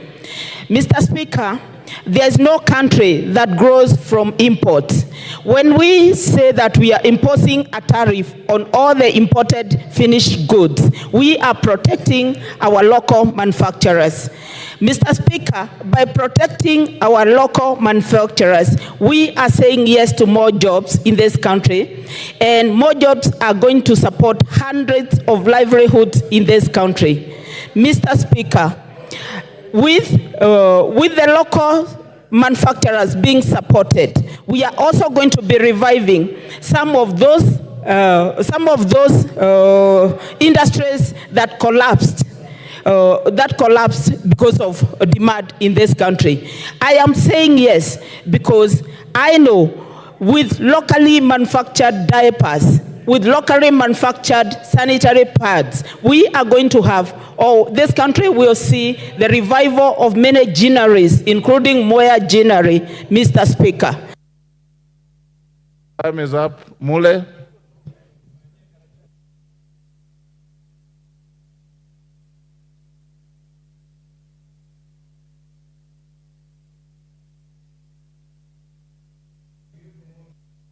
Clark. Thank you very much, Mr. Speaker. Mr. Speaker, I want to put the records very clear. From the word-go, I oppose this bill in totality. For simple reason, the committee and the Kenya Kwanza regime have hoodwinked Kenyans on the basis that they are removing VAT on bread, they are removing motor tax, and the rest. We saw what they proposed at State House. I want to put these guys on notice. There are 3 things which they have introduced in this bill to tax Kenyans more. The first thing they have introduced, Mr. Speaker, it is the new clause of road maintenance levy. And some of us, we are not fools anymore. Mr. Speaker, the road maintenance levy is supposed to raise an estimate of 46 billion shillings, members. The second thing they have introduced in this bill, which is more serious and more fundamental to the common mwananchi, it is the IDF. They are raising IDF from 1.5% to 2.5%, whereby they are targeting to raise an estimate of 12 billion shillings. The third thing they have put on their report and the finance bill is the railway development levy, Mr. Speaker. Mr. Speaker, on those 3 fundamentals, they should be raising a total whooping of 88.8 billion shillings compared to what they are telling Kenyans they have removed, which is 76 billion shillings. So, the question is, when you are telling Kenyans you have removed the 16% VAT, are you not aware the wheat we use in this country to produce bread is 80% imported? Then you increase the IDF and the railway development levy, whereby it covers the 16% you are telling Kenyans you are removing. Secondly, Mr. Speaker, look at the medical imports for the common mwananchi in this country. We as a country, we produce very little drugs. Quite a number of drugs. We import 70%, Mr. Speaker, of drugs to this country. And in the morning, When Zamzang said that this bill will increase the cost of medicine in this country, you betrayed him because probably she didn't have the facts. Let me give you the facts. 70% of drugs imported in this country will be subjected to livelihood development levy and IDF, which you have increased, meaning that any patient who is supposed to get drugs in this country, the cost of medication goes up. What's wrong with you people? You think that your foods will tell you the way it is now and the food. Mr. Speaker, I want to say this without any fear of contradiction. The mamamboga, the boda, and the common mwananchi of this country, if we increase the fuel levy through the maintenance road and through this bill, which is 7 shillings per liter, the common mwananchi living on less than $1 will not afford his life again. Mr. Speaker, is not a rocket science. The moment you increase tax on fuel products, you have changed the livelihood of Kenyans. So, Mr. Speaker, we should not waste any more time. We need to pull and ask the committee to stop lying to Kenyans. They have removed bread, they have removed edible oil, they have removed all those things you had put on your bill. For simple reason, Mr. Speaker, we want to call upon all Kenyans tomorrow to wake up and say no to draconia's budget, draconia's finance bill, which is being proposed, and giving Kenyans an hope and bringing that up in another hand called Railway Development Levy, IDF, and the 7 shillings on fuel. Please, don't fool Kenyans anymore. We'll stand with the 52 million Kenyans from tomorrow until sense comes to your mind. You cannot tax Kenyans anymore. I oppose, Mr. Speaker. KJ, member for Dagoretti South.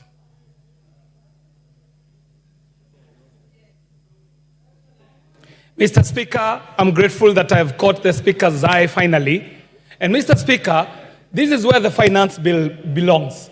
And I'm so glad that we are here debating it. Because, Mr. Speaker, we've got a lot of work to do in clearing and disabusing the misinformation that has been peddled about this finance bill, Mr. Speaker. Misinformation that is even leading our children to the streets on wrong information. Children who have been made to believe that the finance bill is a one clause, one question that will come to the House and members will vote yes or no.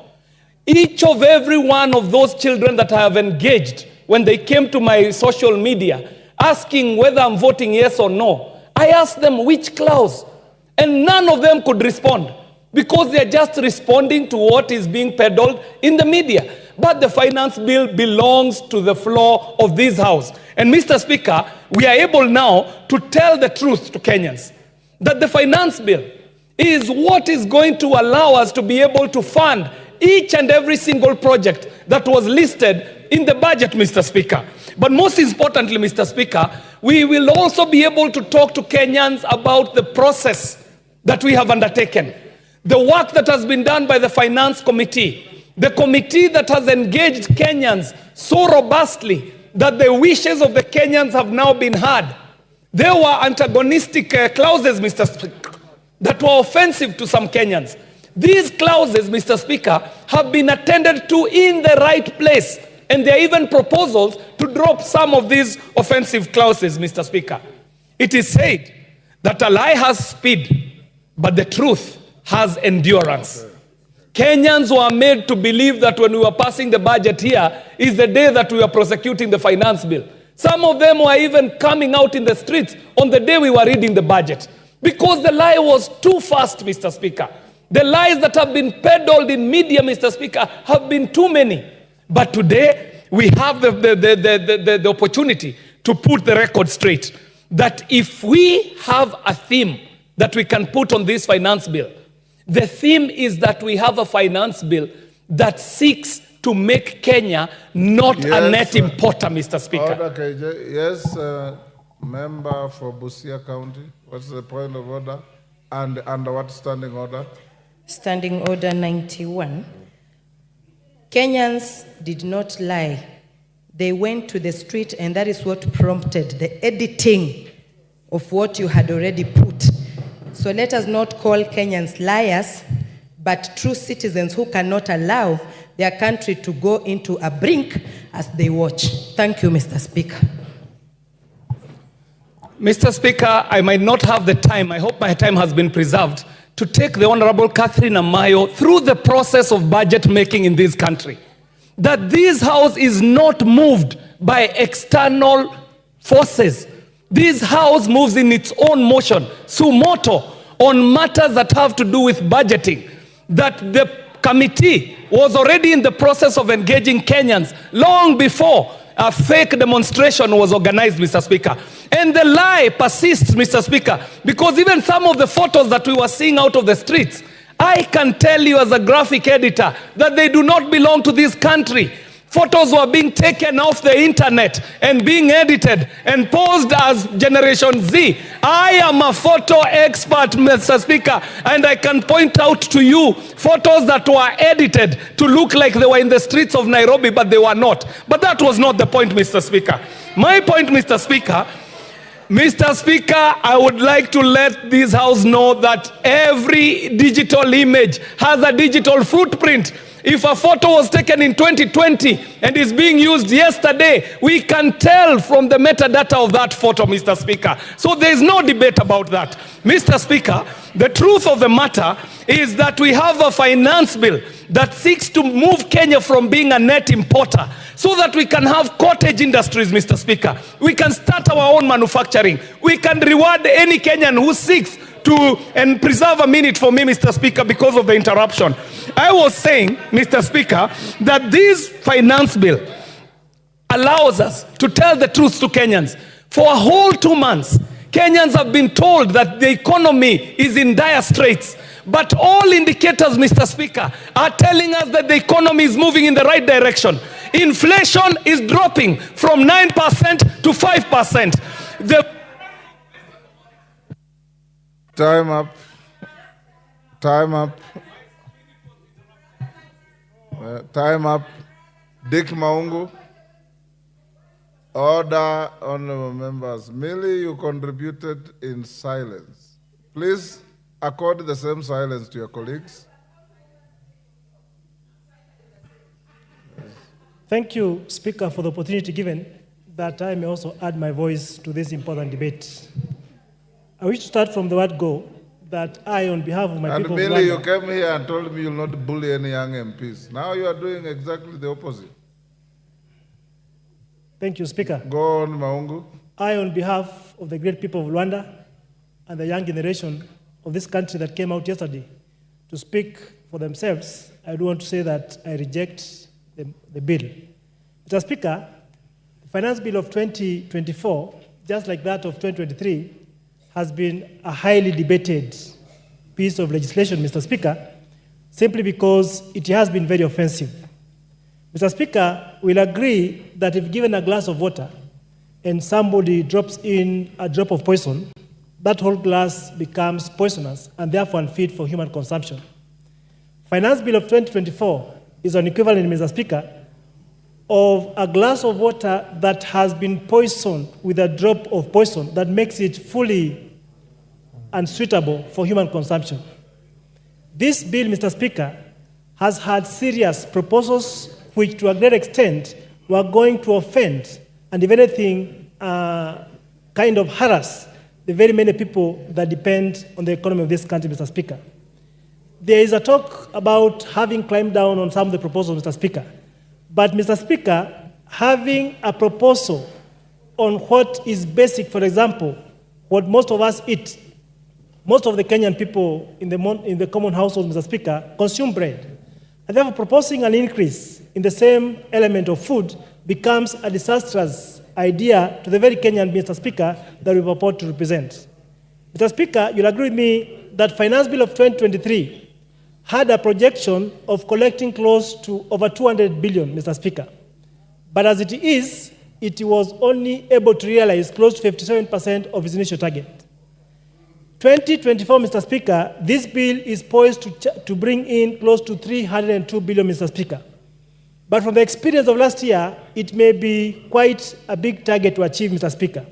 Our question, therefore, is why couldn't the government of the day decide to postpone any new increment of taxes for the time being, Mr. Speaker, to ensure that they are able to put steps in place to help them realize the shortfall they had last year, Mr. Speaker. Mr. Speaker, yesterday we saw what has never happened in this country, where a young generation, people in their early 20s, Mr. Speaker, came out to speak for themselves because they felt and believed that this House could not stand in the gap for them, Mr. Speaker. It is embarrassing, Mr. Speaker, to see our young people, Mr. Speaker, sacrificing themselves to go out of the streets because they have lost confidence, they have lost trust, and they have no hope in the institution of Parliament, Mr. Speaker. Mr. Speaker, let it be known that should Kenyans suffer, the person to ask those hard questions is none other than members seated here this evening, who will be able to pass this bill, Mr. Speaker, which will add unnecessary burden, unnecessary heavy weight to our people, Mr. Speaker. And therefore, as Kenyans are watching this evening, I want every Kenyan to take charge. I want every Kenyan, Mr. Speaker, take note of what his member of Parliament will be speaking this evening with regard to this bill, Mr. Speaker. A member who goes on to support this bill, Mr. Speaker, is a member who desires that these people should not have life tomorrow. A member who goes on to support this draconian bill, Mr. Speaker, is a member that does not think good for his people.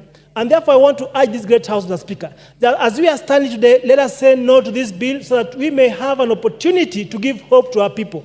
Mr. Speaker, as it has been pointed out, there's a proposal, yes, to bring down fuel levy, to bring down motor vehicle circulation tax. But at the same report, Mr. Speaker, there's a new clause that indicates that fuel is supposed to increase by a whooping Kenyan shillings, 7 shillings, Mr. Speaker. I want somebody to tell me, Mr. Speaker, how on earth can we therefore go on burdening that mamamboga, that hustler with an extra shilling at the pump, Mr. Speaker? This will be finishing our people, this will be shrinking our people, Mr. Speaker, and if anything, trying to freeze or to shrink the disposable income within their pocket. I therefore stand to oppose. Thank you. Titus Lotte. Give him the mic. Thank you, Mr. Speaker, and thank you for giving me this opportunity to contribute to the Finance Bill 2024. Mr. Speaker, I would have rejected and voted no for this bill if I had rented my brain and my mind to the people that will misuse it.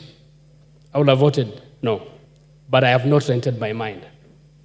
Mr. Speaker, I would have voted no and rejected this bill if I was a tabula rasa with no brains to read, reason, and analyze.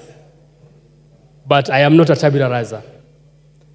Mr. Speaker, the reason why I say that is I have looked at the document, the bill and the proposal therein, and realized that everything that the people of Kachaliba sent me to represent them, all the punitive taxes have been removed.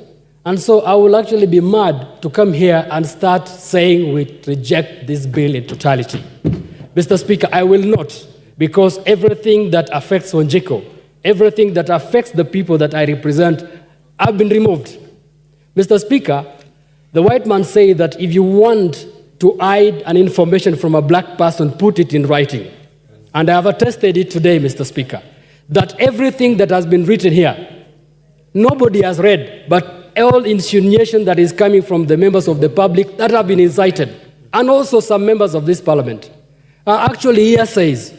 They are innuendos. They are assumptions. So, Mr. Speaker, that is the reason why I say we probably need to unback this thing and get it out of writing to start even educating these people by saying, because if writing hides information from them, then let us talk to them so that they also see that the things they talk about, they are talking about 16% on bread, something that has been proposed for removal. They are talking about 25% for edible oil, something that has been proposed for removal. They are talking about mobile charges, something that has been proposed for removal. It is because it is written and they have not seen it. The last one, Mr. Speaker, why I support this is because of 5 things. One, because For the first time, we employed 46,000 intern teachers, and we intend to confirm them. This country has suffered cases of unemployment. And if the bill is bringing 46,000 people onto our jobs, do we just want to throw it away? I believe let us also sympathize with those people that are unemployed that want to get a job. Because if they get a job, they are going to improve the economy of this country. Let us sympathize the 20,000 more that are coming into an internship this year so that they can be employed next year. Let us sympathize. If you say no, you are also saying no to the employment of these people. The next one is about the pastoralists that I represent. For the first time, pastoralists are supposed to be compensated for the losses of their livestock. For me, that's a big thing. Mr. Speaker, I support because of that. I also support, again, Mr. Speaker, because of the fact that local manufacturing is supposed to be improved in this bill, Mr. Speaker. I know when I used to work as the CEO of women groups that were trying to form cottage industries that will manufacture the sanitary towels. They were killed because they were cheap imports of sanitary towels from China. Mr. Speaker, if we want to grow our economy, we will need to improve our manufacturing. And manufacturing, we do not need high quality at this point. Every country that has developed started with a low quality, and then with time they improve it. But at the end of it all, we will have employment in this country. So, Mr. Speaker, how do we improve our industries if we say that because they are cheap, they are low quality, we are not going to start? We have to start from somewhere. And finally, Mr. Speaker, as I sit down, I will support, because I'm not a tabula rasa, I will support because I have not been brainwashed. Mr. Speaker, I will support this bill as amended, because everything that is punitive has been removed. Thank you so much, Mr. Speaker. I support. Thank you, Dr. Ochanda. Try. Thank you, Mr. Speaker. Mr. Speaker, from onset and on the basis of the two documents that are in front of us, I want to oppose the bill, but I support the report as work in progress, Mr. Speaker. Mr. Speaker, what is more critical here is the process at which we go through the stages of the budgetary process. Now, what there is, Mr. Speaker, if you look at these stages from February when we have the BPS, we get to April and May when we are doing the estimates, you get the stage where we are doing the treasury statement, the budget statement, and you get at the stage where we are discussing the revenue raising process. Mr. Speaker, these stages need to be tied. And as a House, because we have not tied them properly, that's where there are missing dots. There are dots along the stages. Mr. Speaker, if you look at now the BPS in relation to the budget, there are definitely different figures, which sometimes go beyond what the BPS expects. If you look at the estimates, Mr. Speaker, you realize that there are figures and there are proposals in terms of projects and activities that members are doing sometimes without the knowledge in terms of where are we going to raise the money.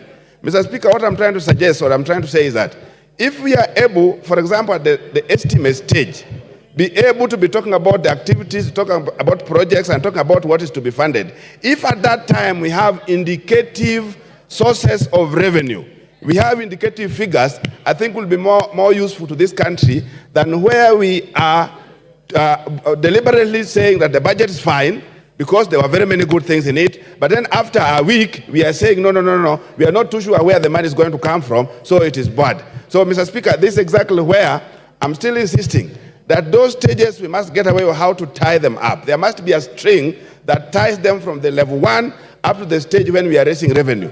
Beyond that, Mr. Speaker, we also need to look at when we are, this uproar. Why is it there's a lot of uproar in the last 2 years?